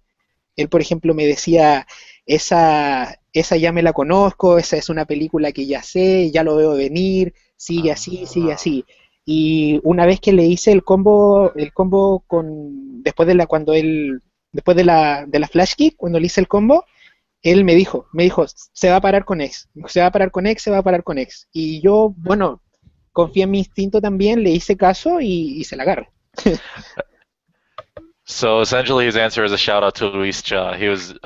Luis was encouraging him throughout the game, saying, I've seen all this before. You've got this, etc. And after he did the combo, after calling out the flash kick, he kept telling him he's going to wake up with the X Hangetsu-zan, and I know it. He's going to do it. And so you guys saw what happened after that. He took his book out and was like, I read you, boy. Oh, yeah. Sí, en ese torneo fuimos 2 personas contra 1. Tenía desventaja Xiaohai. 2v1 grand finals. Yeah. 2 against 1. Because Luis Cha. Luis Cha Misterio versus Xiaohai. Well, so Misterio had a really excellent corner man then. Yeah, you would have thought Dako would be in Xiaohai's corner. They're usually in each other's corner for like everything they do, but I'm surprised I didn't really see him around at that time, at least. Maybe he was pissed. I don't know. Could have been. No, Dako perdió 3-0 contra Luis de una manera muy, muy, muy contundente. Ouch. Una vez que terminó la pelea, yo lo vi medio choqueado. A lo mejor estaba todavía pensando en la manera tan terrible en que perdió. He said that he lost so bad that I think he wasn't ready to coach nobody because he was still suffering from his mental defeat. Yeah. From Luis Cha. Right. So Luis Cha really killed the coach, and then Misterio killed the player afterwards. He was salty. He was salty. That's what happened. Yeah. Oh my goodness. What's kind of funny to think about, if anybody is following Street Fighter for the Topanga World League, I think Misterio broke Xiaohai's spirits so much that Xiaohai went 0-8 in that round robin. He didn't beat anybody. Oh wow. Yes. My bad. Now you're My bad. Why are you apologizing? He probably yeah, runs in practice or I'd something. be like, I broke that motherfucker so bad. He can't even play. He can't even play another game anymore. That's how bad I broke him. Y él me dijo que se iba ahora, de ahora en adelante solamente se iba a preocupar de Street Fighter, pero no sé. Si alguien habla chino, que le diga que no fue mi intención jubilarlo. I don't know why though. He's still the Evo champion. So I mean, that's something. I don't know why you wouldn't defend it. You know. Yeah. But, Actually, I got a question for Misterio. I'm not sure if you guys are okay with that. Go ahead, Pedro. Yeah, sure. Hey, Misterio, nomás te quería preguntar, no sé si Xiaohai te comentó o había algo que tú veías que a lo mejor no estaba él muy bien entrenado para el evento de KOF. No, en absoluto. De hecho, él decidió ir a Corea a jugar de King of Fighter y quería consagrarse como del verdadero de King of Fighters, tratando de ganar todos los torneos en los diferentes títulos. De hecho, creo que su sponsor le había pedido que fuera a otro torneo y él tenía la posibilidad de venir a NorCals por el Qualifier, pero él de manera personal decidió ir a Corea a jugar de King of Fighters. Oh, ok, entonces ya estaba bien entrenado. Entonces. Sí. De hecho, mira, cuando terminó la final, él quedó salty, no entendió mucho y bueno, después cuando jugamos nuestra personal, la First to Ten, y una vez que terminamos, él entendió que no había sido suerte, sino que efectivamente yo era un jugador también experimentado, que había entrenado y todo eso, y reconoció, me dijo que yo tenía muchas habilidades, que él dudaba y que con su experiencia y con todo lo que ha jugado y ha viajado, él dudaba que otra persona fuera capaz de llevar a ese nivel los personajes que utilizo. Y bueno, y también me preguntó por qué no utilizaba los personajes rotos. Y yo le expliqué que era. So you're good. So why don't you play the broken characters? Yeah. Pero no, él estaba muy preparado y quería ganar. Sí, se encontró conmigo, se encontró que yo tenía mucha más experiencia jugando contra sus personajes que él contra los míos. Y bueno, y el resultado fue ese, pero al principio él quedó salty, pero luego ya entendió de que yo tenía otros skills y que era muy buen jugador también. Ok, muy bien. I'm sorry, guys. Can you do a recap? What was the question? Yeah, what was the question? What was the answer? I keep forgetting that. This is you. You asked the question. It's the Mexican. It's the Latin takeover. Y'all trying to keep us in the dark, man. Y'all got Illuminati questions and stuff. And my next question is no, I asked him if he thought that Xiaohai was 100% for the tournament, and he clarified that Xiaohai was prepared for the tournament, and his motive was to go out there and win every single KOF tournament that was held at IGT. So that's what he explained to me. So he was just in shock in how he got beat by Misterio. So after the actual tournament was over, they did the first to 10, and in the first to 10, he finally realized that it was in luck. It was just Misterio that he's just on another level. Mm-hmm. So it's just more clarification for him, just to probably keep practicing. So that way he can beat Misterio maybe down the road. And then he asked him, so why don't you play Kim Karate and Flame Yours? Oh, yeah, that's right.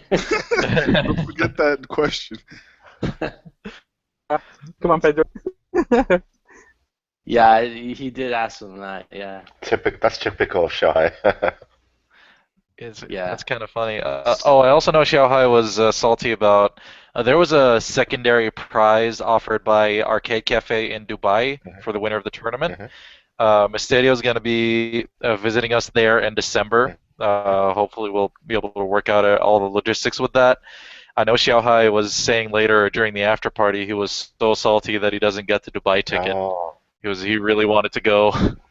Oh, it does suck, yeah. Well, he still got the prize money from 2002 UM, which I think it was like $5,000 or something. Oh wow. 5,000. You can So buy. 5 million Korean won, something like that. Yeah, so I guess he can buy his own ticket. Uh, Run it back. Run it back. I guess Run it back. that's And funny. I actually want to ask him another question. Not sure if you guys already asked him like who he thought the strongest player there was. I'm not sure if you guys asked him that already. I don't think so. No, we asked him that before he went, not after. ¿Cómo? Okay.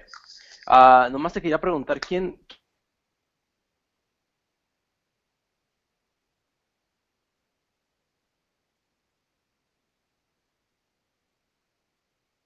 No, definitivamente Chao Hai. Okay. Pero por Iori, porque incluso él mismo reconoció que no tenía buen Kim y que le faltaba un poco más con karate, pero para mí todo el torneo se redujo a esa primera pelea Kim versus Iori.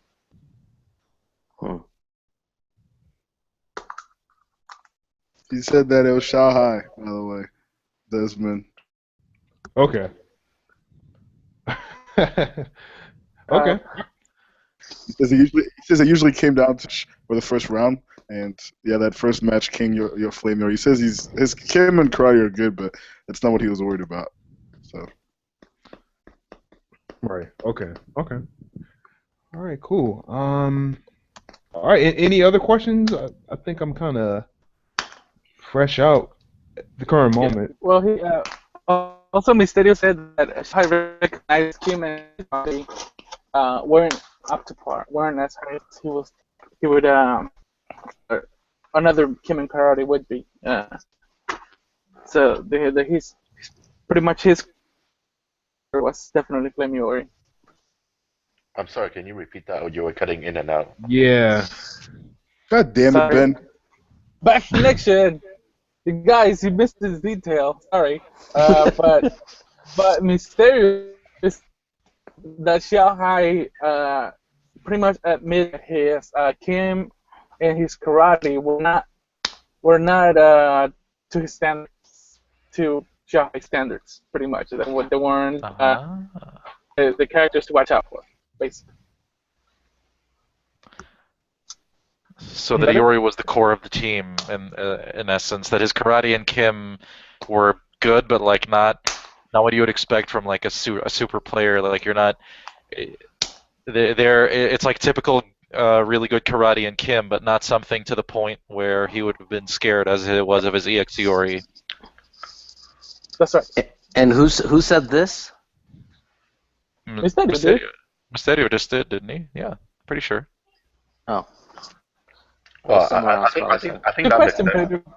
I think that makes sense because Xiaohai has been playing Iori since like forever, and he plays Iori in 98 UM. Yeah, it makes sense that his Iori would be like his strongest character, and Xiaohai is known to be like more like a raw talent type of player, and Karate and Kim, he's just basically picked them because they're top tier, not necessarily fits his style or he has more experience with them. So it would make sense that And his the question. EX Iori is his best character. That's what Xiao Hai asked me instead. To that funny question, you know. Why don't you pick the broken characters? I don't think they're broken. Wow. I don't think they're broken, but they're clearly the best. Well, they're the best three. I don't think they're broken though. They're broken, man. Okay. Don't lie. To me, broken means like it doesn't matter what you do; those characters are always gonna win. Yeah, broken is like Akuma and 2 Karate Turbo, is like like Akuma and 2 Turbo, like like ST. He's a broken character. You know what I mean? But to me, those Kim, Karate, Flame, they're not broken characters. They're just, they're just better than everybody else. ¿Qué dijiste de Karate Misterio? Que karate es así. Karate tomes la decisión que tomes, va a salir ganando, empatando y quitando la mitad. Sí, un personaje roto. There you go, right from the champ's mouth. He's saying, Whatever, champ. I'm not taking you out bar hopping no more. What did he say? he says he does think karate is broken because he's capable of coming out out of advantage with an advantage in just about every possible situation. Just coming out of it the victor. There is no situation in which he is that naturally disadvantaged. Like he's just that strong in just about every situation. Yeah. And it touches you lose half your life most of the time. Yeah, he'll convert into huge damage off of just about any successful guess he gets. It's true. Still doesn't change my. No.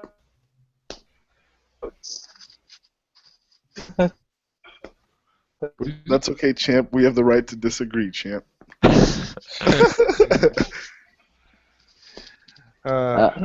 Did you guys ask him about the whole situation with Luis Shaw and him playing like early on in the brackets? On the same side of the bracket? Yeah. How he feels about it, or how it happened?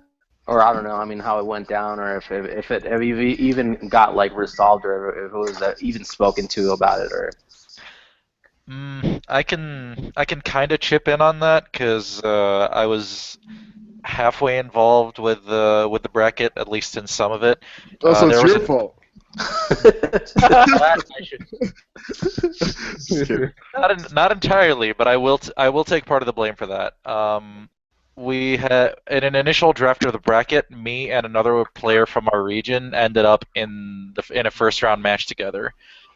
So I spoke to Kenzo Zhang and his translator and said, we can't have this match. This guy came on the same plane with me. So we went and reshuffled the bracket, and I looked through. The mistake I did was I only looked at our region's players and also the Korean top seeds and where they ended up in the bracket. The one thing I did miss, and Kenzo Zhang did as well, was Luis and Misterio being on that same side of the bracket where they would play in top 8, top 16. The problem is that by the time that came to the fore, the bracket was already up and running. And I spoke with Kenzo Zhang and Sangmin, the translator, again afterwards, and the issue was to repeat the bracket after it starts with all the delays that have already happened would have caused huge damage to the tournament's reputation because of because of all the delays that have already happened. Things were already a little bit dicey. So I did speak with. It's partially, yeah. I'll stand up and all say of us tickets to Dubai to correct your mistake. I wish I could, man. If I could afford it, I would. But I will take part of the blame because I should have noticed it. I did speak to Luis and Felipe about it afterwards, and I mean, there is part of the point that it's a tournament full of killers. You're gonna have to beat everybody who's strong in this tournament anyway to win. Yeah. But that doesn't excuse what was still a bracket flub, and I know neither of them was happy about it. And they had every right to be unhappy about it. That's how it went down. It was just. Bracket, man. Say what? Oh, that's why I always check my whenever I go to a tournament and if I'm with boys, I always check the bracket. Always. Right. I only saw the bracket after the initial draft was made. Like I only got that partial involvement after I asked for it to be redone because of the mistake I did notice, and afterwards it just as I was looking through, I should have noticed the second one. It slipped by me. It slipped by Kenzo Zhang, and it went down as it was. I saw it on Twitter, and I tweeted them as soon as I saw it. I was like, "Please move them," and then I guess I didn't see it, or it was too late. Was it on Challenge? No, someone took a picture of the bracket and posted it on Twitter. Oh, it was a handwritten bracket, pretty much, or on paper. Yes, it's Oh, a paper both, I'm bracket. sure. Dude, that's what they did at Showdown. That's why we're not participating. Well, that's one of many reasons. But they had all the Austin people on one side of the bracket, all the Houston people on the other side, and then like a few. Like it was so horribly. And then we went to tell them hey, it's just the nature of the tournament, guy. And I'm like, they haven't even started yet. So no, it's not the nature. Yeah, they were like, oh, doing tournament for 10 years, and that's just the way it goes. You don't have to have like this. Yeah, that's why we're not participating.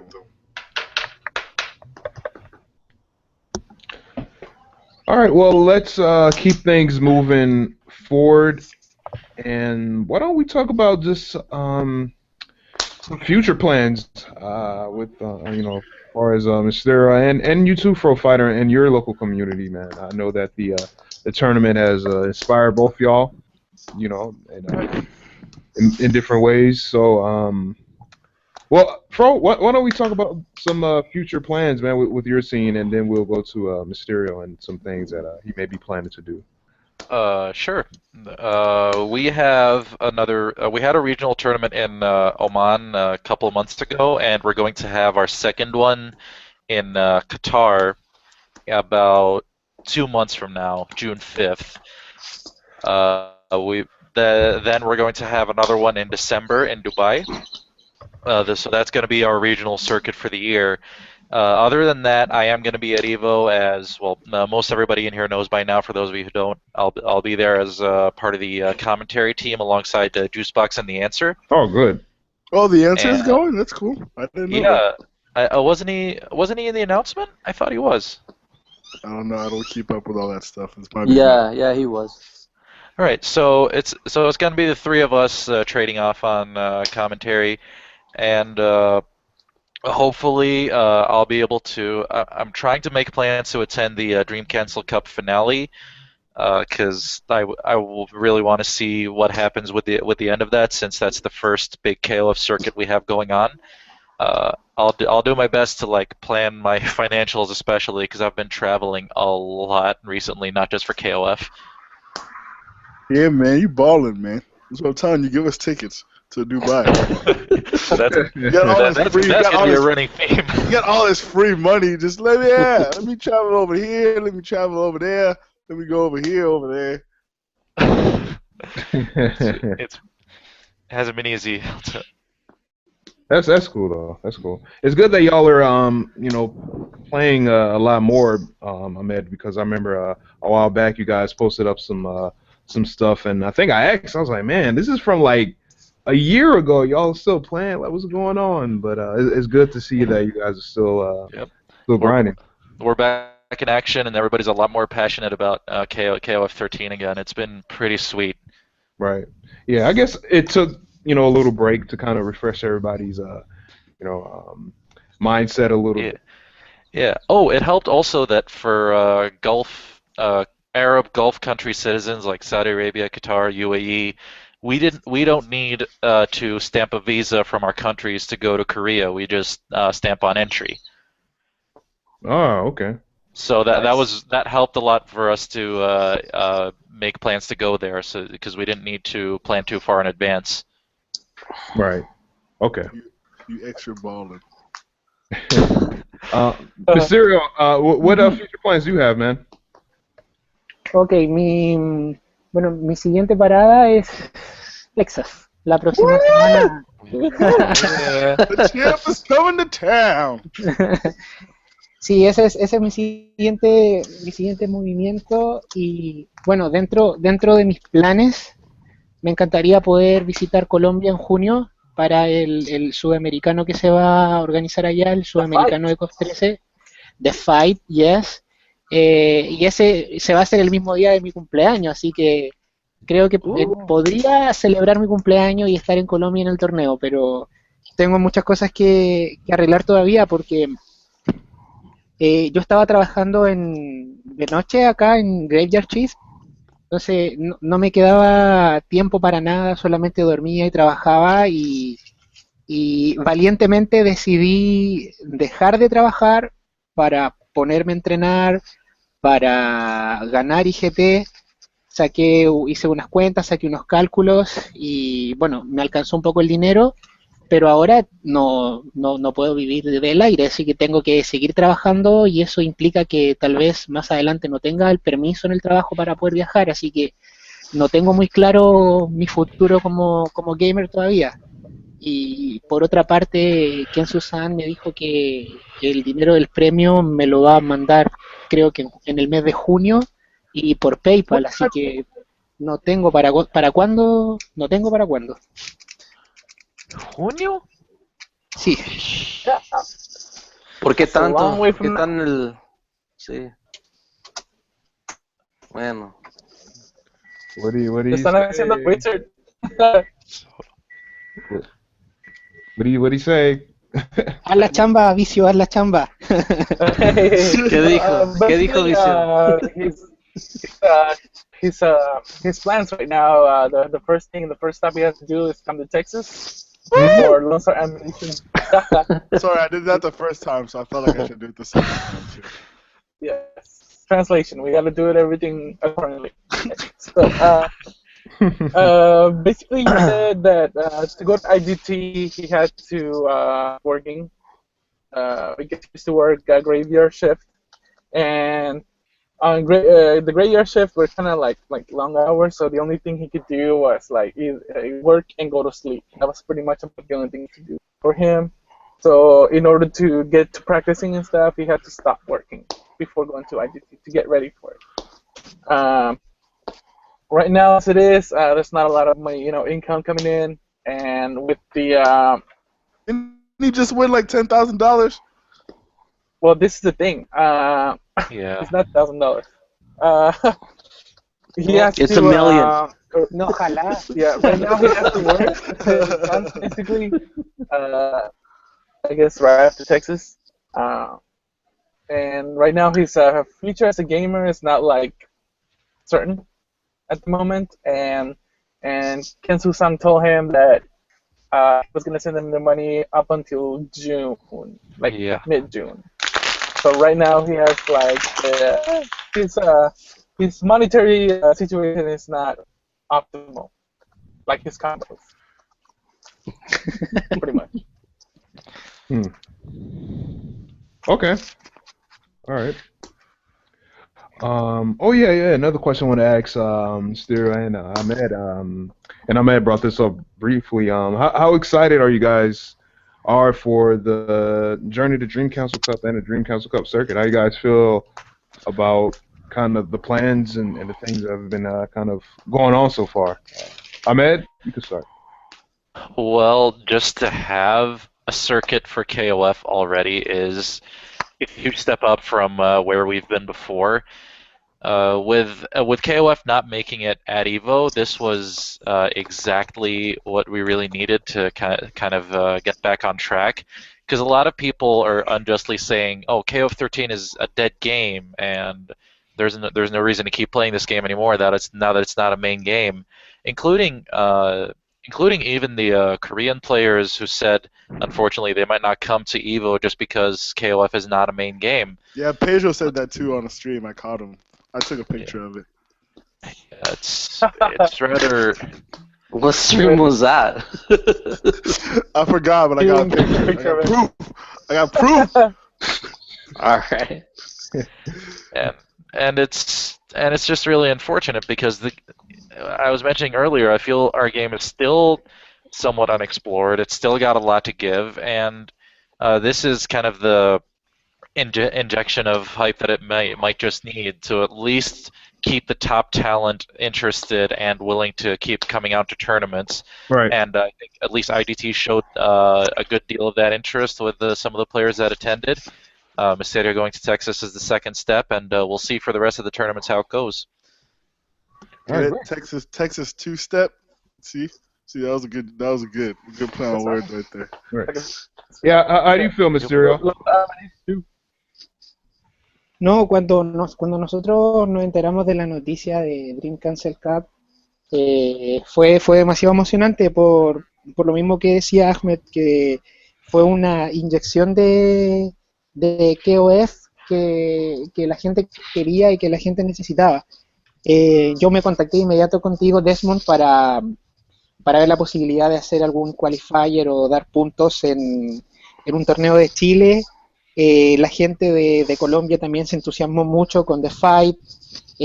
Mucha gente de Perú también estaba interesada en Dream Cancel Cup. Y bueno, yo veo que el ambiente no está tan popular, pero la gente que mantiene vivo el KOF está muy hype, está muy está muy comprometida, está muy entusiasmada y eso es bueno. Y eso es bueno porque finalmente siempre es un determinado grupo de personas el que logra hacer grandes cosas, el que logra mover a las masas. Ahora, no hay tantas personas, pero sí hay mucha gente interesada y siento que se está avanzando con eventos como el IGT, con eventos internacionales como va a ser en Dubái, como los eventos que tienen en Qatar, y las comunidades se están entrelazando y se están mirando mucho más entre ellas.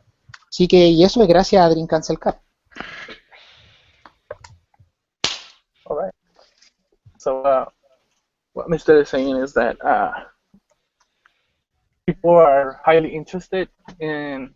Not a lot of people, like the general masses, are super interested on the Dream Council Cup, but the people who matter, people who actually move everybody, are super excited about it, super hyped. That something like this, like the Dream Council Cup, was actually definitely needed in order to get that KOF community a nice, shot of energy, shot of hype, so they can get going, get with the idea that, and with the interest of coming to the Dream Council Cup. People from Chile, Peru, Colombia, they're very interested in it, and stuff that's pretty contagious. So like the people who actually move people get interested in it. So there's gonna be a huge turnout or a huge interest in this event, basically.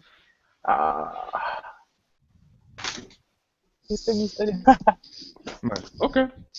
All right. Cool. Sounds good. All right. Anyone have any other questions for Mysterio before we start to kind of wind things down?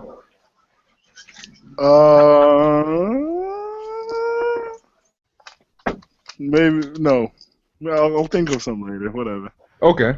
All right. Anyone else?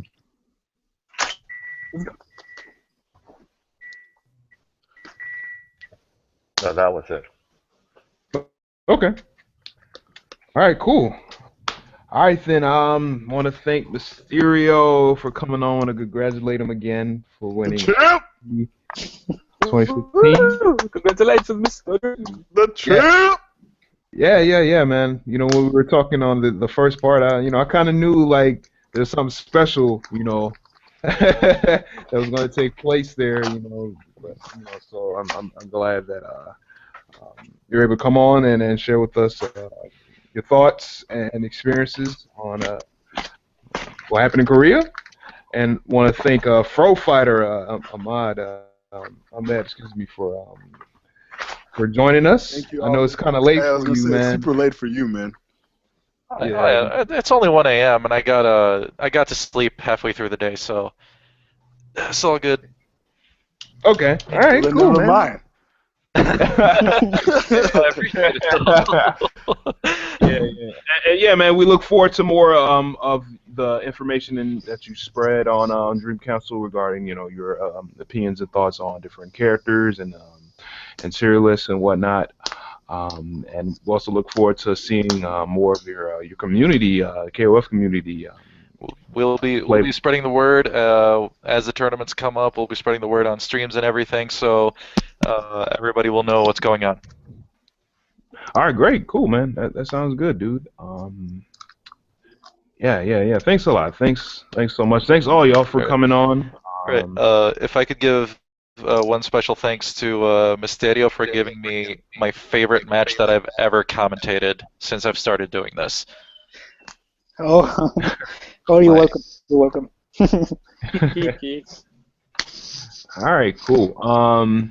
So before we get to the shoutouts, I kind of forgot to share with y'all some of the upcoming tournaments that are going to be held in the next maybe like few months. And if there's any ones that are like missing, just let me know, or ones that y'all want to share, just speak up. So this weekend, Lone Star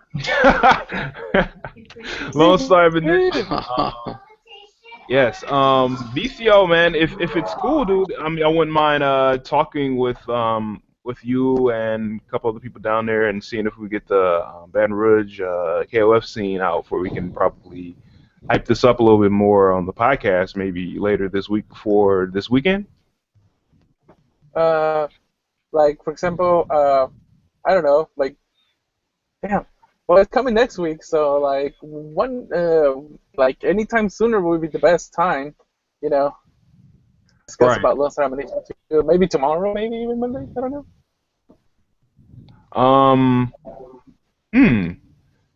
Tomorrow could probably work. Yeah, let me think about it. Yeah, because let me think it over, because I know it's like, back to back. That's kind of like a little sudden or whatever. But yeah, But, let's we can keep keep it that short on. and sweet, like 30, 50 Yeah. minutes. Yeah. Okay. All right. Cool. All right. Let's do that then. It shouldn't be no problem. I don't think I have anything going on tomorrow, anyways. But yeah, this should be good, man. Does anybody else think Desmond looks like LeBron James? Yeah,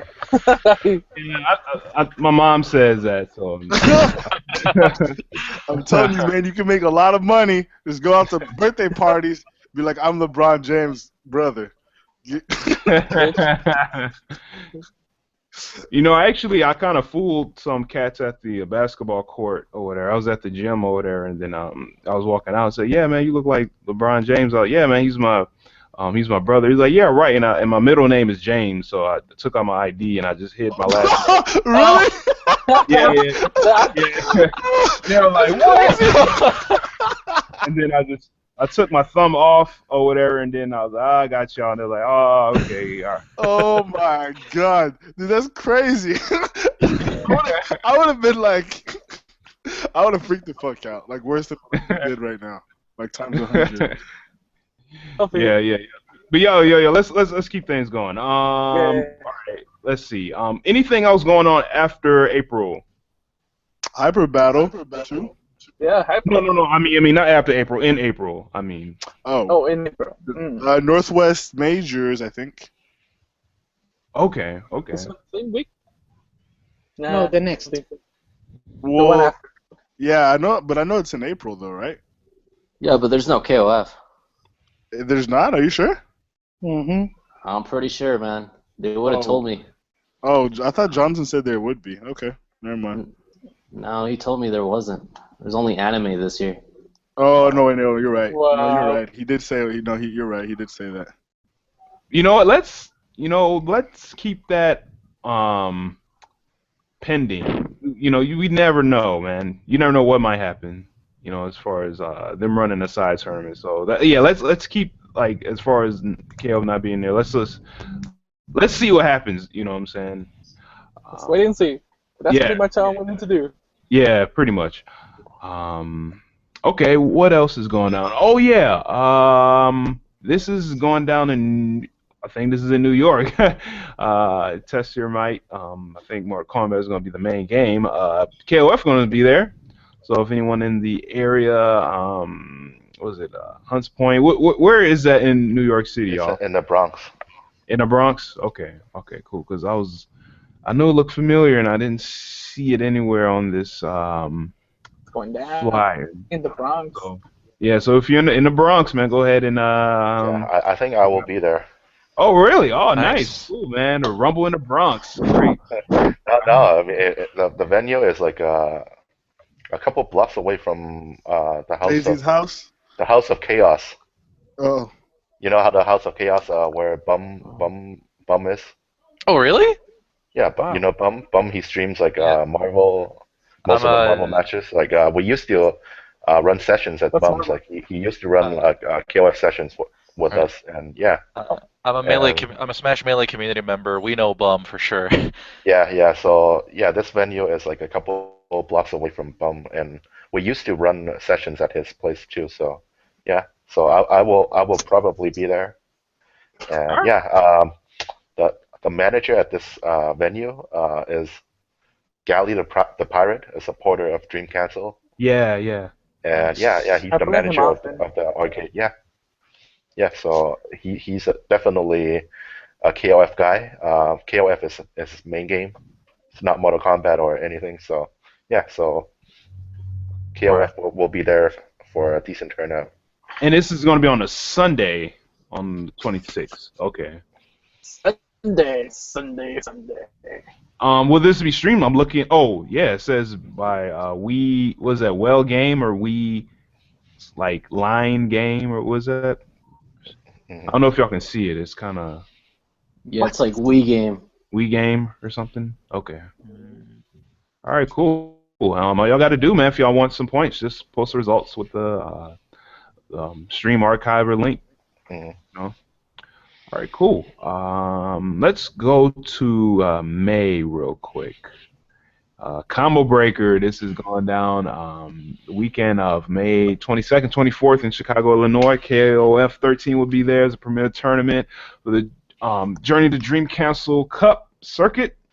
So if you want some points, go on ahead to... Oh, I didn't even know that.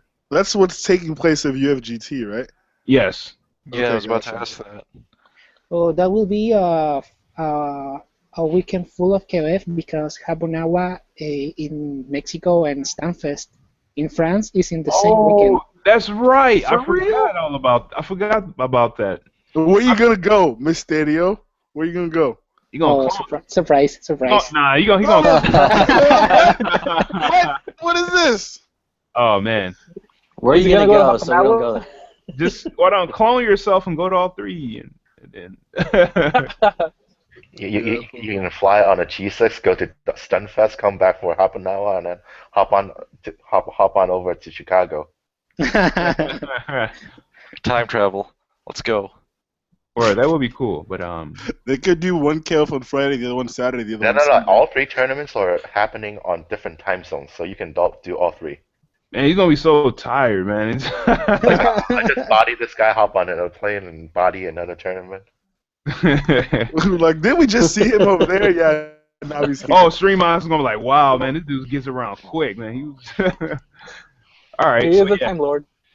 So yeah, there'll be a KOF filled weekend, man. Yeah, Japanawa, Combo Breaker, and Stunfest. So yeah, just stay tuned.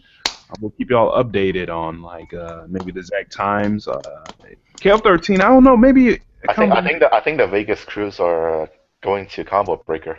Oh, great. Yeah, I just talked to El Matador a couple days ago. He said that they're going to Combo Breaker. Okay, Nice. and also I want to let people know at Combo Breaker, I will try with my local community to see if we can get O2UM popping maybe in a hotel room or something. I don't know if we can like put it on the main floor because there's gonna be a lot going down over there, but we might run a little makeshift for 2K2UM.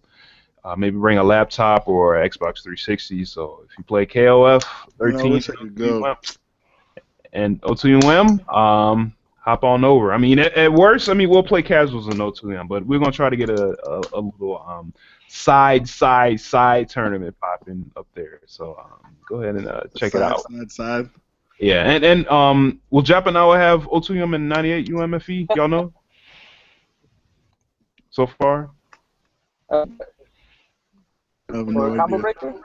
No, for Japanawa. If they're gonna have the other KOFs. Oh, Japanawa, that's Mexico, man. So I'm like Japanawa. 98% certain that they both have it. Okay, all right, cool. I haven't. I need to check out more information on Japanawa. As far as this year. I don't think so, because I don't think they play O2UM and 98UM that much. In that area? Yeah, they play like Vanilla O2. Oh, I see. Vanilla 98. Well, guys, We'll it see. was good to be in the podcast. But I gotta go. My battery's about to die. So, shout out to everybody. Thanks, Desmond, for having me. Shout out to All right, man. Junage. I'll see you Friday, Ben. Lone Star Nation 2. Take care, VCO. All right, later, Vis. We'll see you on Saturday. Yeah, hey, yo, we'll Definitely. talk for See you guys later. Monday, tomorrow. All right, cool. Let's. All right, see you guys later. All right. Okay. June, the fight. This is going down in Colombia. KOF 13 will be there. I think I heard Misterio talk about it, a little bit when he was answering one of your questions in Spanish. So you're going to be there, right, Misterio? No, I'll try to do it. I will try You'll try. to do Okay. Okay, okay, cool. It's your And characters in the banner, man. You have to be there. oh, I just realized that. Yeah. Yeah. His, not just character. All right. Okay. Um, and this will be a pit stop tournament for the Journey Dream Council Cup. So go ahead and check it out. We'll give y'all more information later on the stream and stuff like that. And then I was waiting for this for a while, but Hyper Battle 2, June 20th. And this is going to be in Aurora, Colorado, powered by Kings of KO. And yes, KOF Who's will Kings be of there. KO? Just kidding. Just kidding. All right. Kings of Colorado, man. 98 UMFE will be there. 13, 2002 UM, as well as Marvel, Street Fighter, Exerd. And yes, this will be a premier tournament for the Journey Dream Council Cup. So if you win, you get 256 points. And yes, this can't wait to check this out on stream. Pedro, you got any more information on this that you'd like to share with us? Extra things I haven't said. No, I mean, I think you pretty much said everything on it. I mean, we're trying to get this ready for you guys. So if anyone wants to come, we can host you guys. That way, you guys don't have to pay for venue or anything, for hotel or anything like that. So it'll be like a cheaper trip for people that are coming from out of state. So. Great. Oh, and y'all do have a trailer, right? Yeah, we just posted it. Okay, all right. Like a house? Like a what?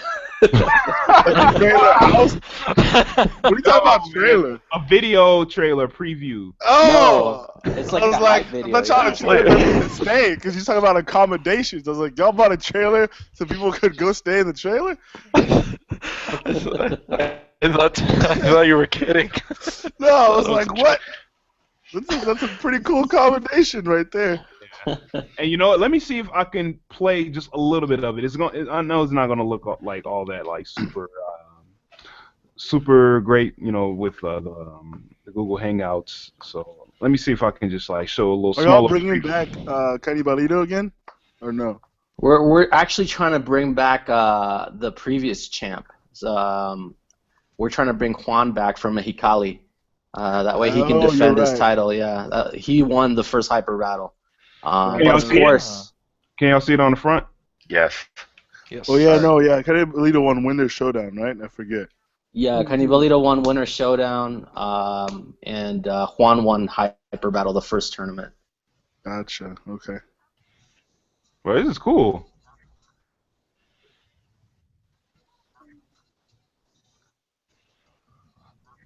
Pedro, you draw really well, man. They look just like the real characters. Thank you. Man, this is great. And this is footage from the past Hyper Battle last year? Yeah, all this footage is from the first Of course, tournament. he shows himself killing the dude. Of course, Pedro, you would do that. I know how you roll. I try to catch all the hypest moments of the tournament, so it's all in there. Right. Yeah, and I mean, if anyone wants to come out for this tournament, yeah, just let me know, guys. Hit me up. We can try and make it the best tournament so far in Colorado for KOF, of course. All right, great. All right, cool. We'll pop this on the front page, man, for people to check out and whatnot. Y'all know if CEO is having KOF this year? Ooh, I haven't heard much about CEO recently regarding KOF.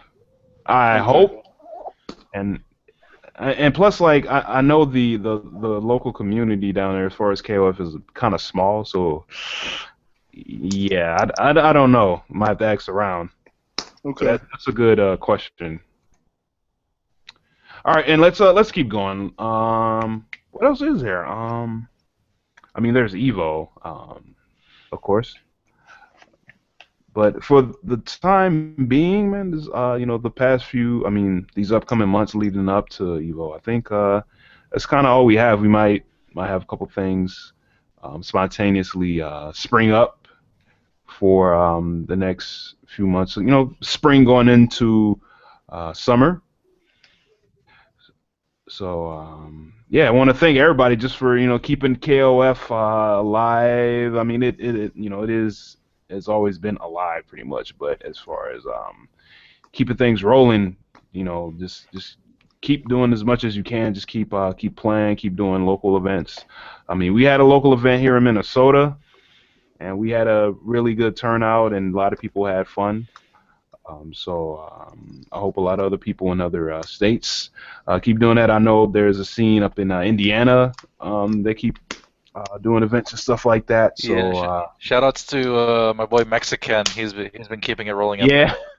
yeah, yes. Yeah, shout outs to him, and shout outs to the Chicago scene, and shout outs to Texas, of course. You guys keeping things going. And yeah, so why don't we give shout outs real quick? Why don't we start with Sendo? You can give some shout outs. Oh yeah. Well, first shout out to Dream Cancel, of course, for the Dream Cancel Cup, for the podcast, everything. I think this is gonna be a fun year for KOF. Good promotion. Hopefully, get some people back in the game or bring some new people. Just like Ahmed said, the game is. I mean, it's been here, but like you said, there's still, I guess, stuff to explore. Shout outs to the champ, the Felipe, the Misterio, the champion, the best KOF player right now, as he went over there and just dismantled everybody.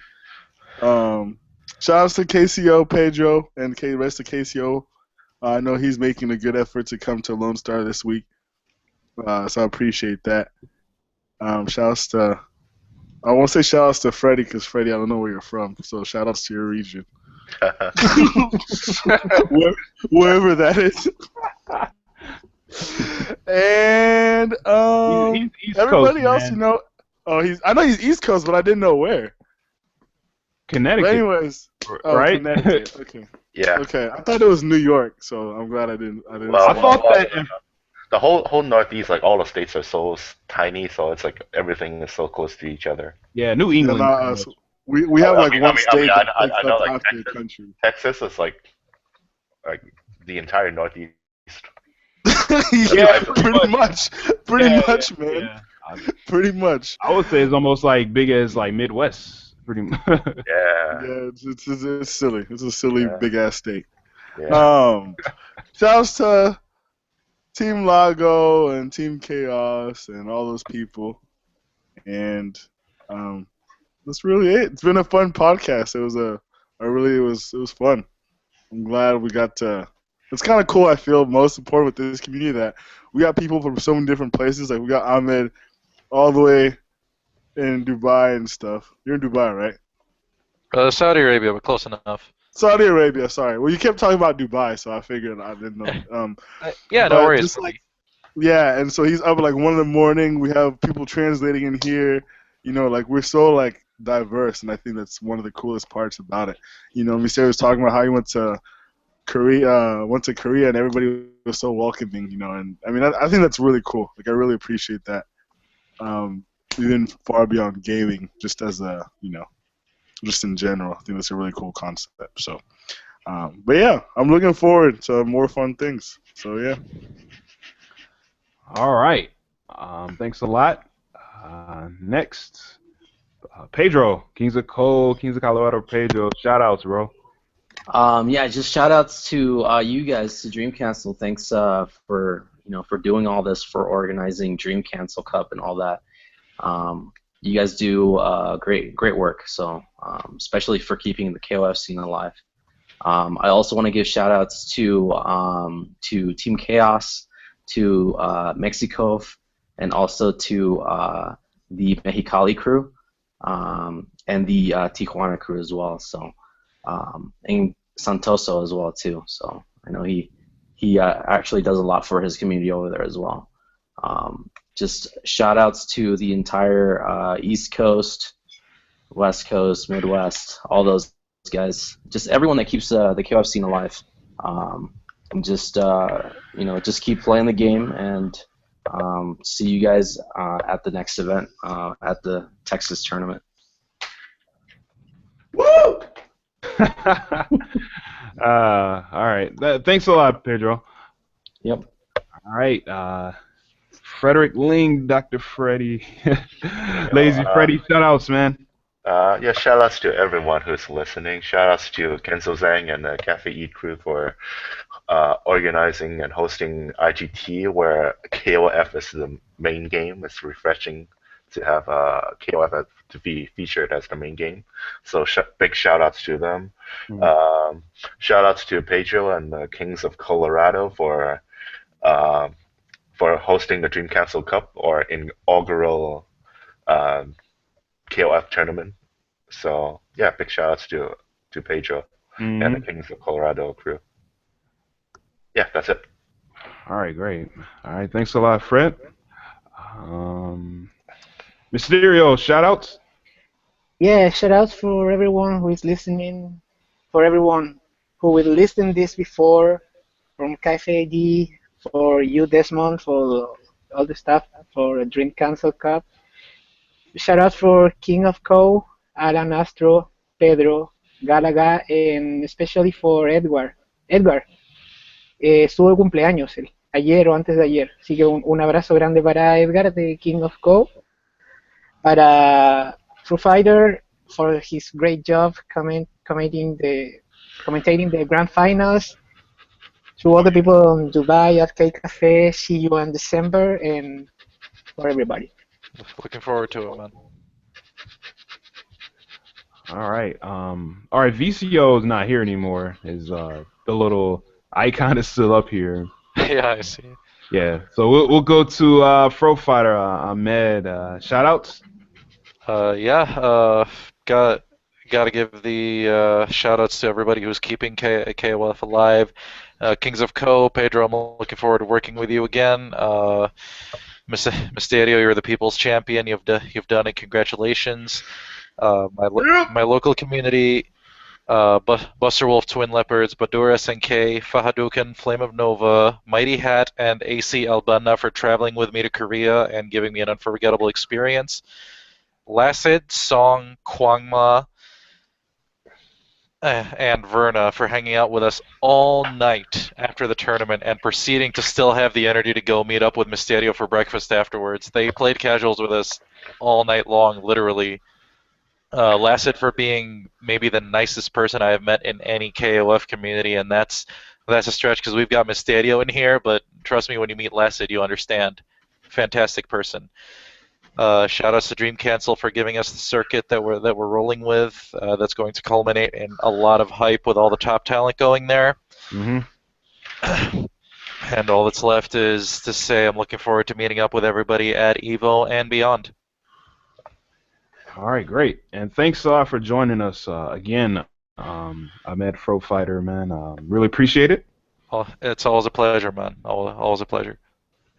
All right, yes, indeed. And want to throw the promo and plugs once again. Dream Council shirts at dreamcouncil.spreadshirt.com. Dream Council Cup shirts will be available very, very, very soon. Shouts to Misterio and Luis Cha, Canabalito, rocking the shirts. Frame Data app by TSS Atma. Donate to Dream Council at dreamcouncilsnk@gmail.com. Get the King of Fighters 98 Ultimate Match Final Edition on Steam, as well as KOF 2002 Unlimited Match and KOF 13. Get all three. Play people online, play people in person, bring your laptop, casuals, or play on the bus or whatever. Big ups to Mexico KOF, big ups to KOF Funeral, Danger Team. Shouts to Chris Santoso and SLR Rosarito in Mexico. Shouts to Nest Organization in Taiwan, Zero Black from Chile. Big ups to Gunsmith and Rochinaji.com. And again, tournaments are coming up. We're going to talk tomorrow with VCO and some people in the Texas, Louisiana scene. Lone Star Ammunition 2 going down Saturday, April 18th. Insomnia video game culture. This is like a store up in Houston, Texas. And KOF 98 UMFE, 2002 UM, and 13 will be there. Louis Shaw will be there. Mysterio will be there. Let's see what happens. Premier tournament in our circuit. Test Your Might. This is going down. I think that's 2 weeks from now. Yeah, that's right. Yep, it is. KOF 13 will be there. Freddie might show up, and a bunch of other people in the New England KOF scene will show up. And what else is going down? Combo Breaker. This is going down in May 22nd, 24th, in Chicago, Illinois. The Fight going down to Columbia, June 13th, 14th, and then there's Hyper Battle 2. This is going down June 20th. KOF will be there. It's a premier tournament, and I think that's all it is as far as the next coming months. We'll get more information, probably get some more information on the KOF side tournament at Evo. Thanks a lot, everybody, for joining, for listening. If you like this episode, give us a thumb up on YouTube. Share this episode on Twitter, on Facebook, on Google Plus or whatever. That's really about it.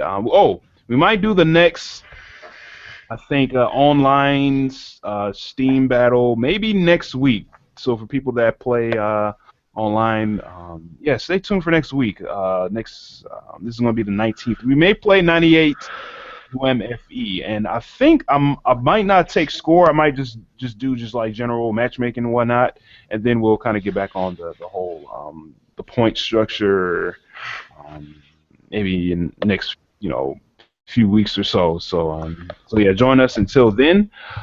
Stay tuned to the front page. We'll have news coming in and going out. Stay tuned to the forums. There's always good information there. Like we said before, Pro Fighter is posting up very, very good information on the characters in KOF 13, and also people are contributing a lot of information to 98 UMFE and 2002 UM. And if you have any tournaments coming up in your local scene, feel free to share it. And link it to whatever place that you usually go to, if it's on Facebook or on Twitter or whatever. And that's about it. So again, thanks everybody for listening. This was episode 45. We may be coming back tomorrow talking with VCO about Lone Star Munition 2. So stay tuned. And that's about it. See y'all later. Peace. Oh, may I say the last thing?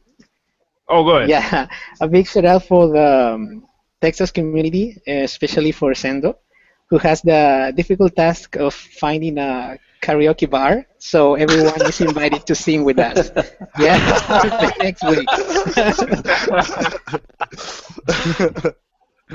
Thank you very much. No way, I'll film it. I'll film it when we're all out there singing and drinking and whatever. All right, peace, y'all. Later. Later, man.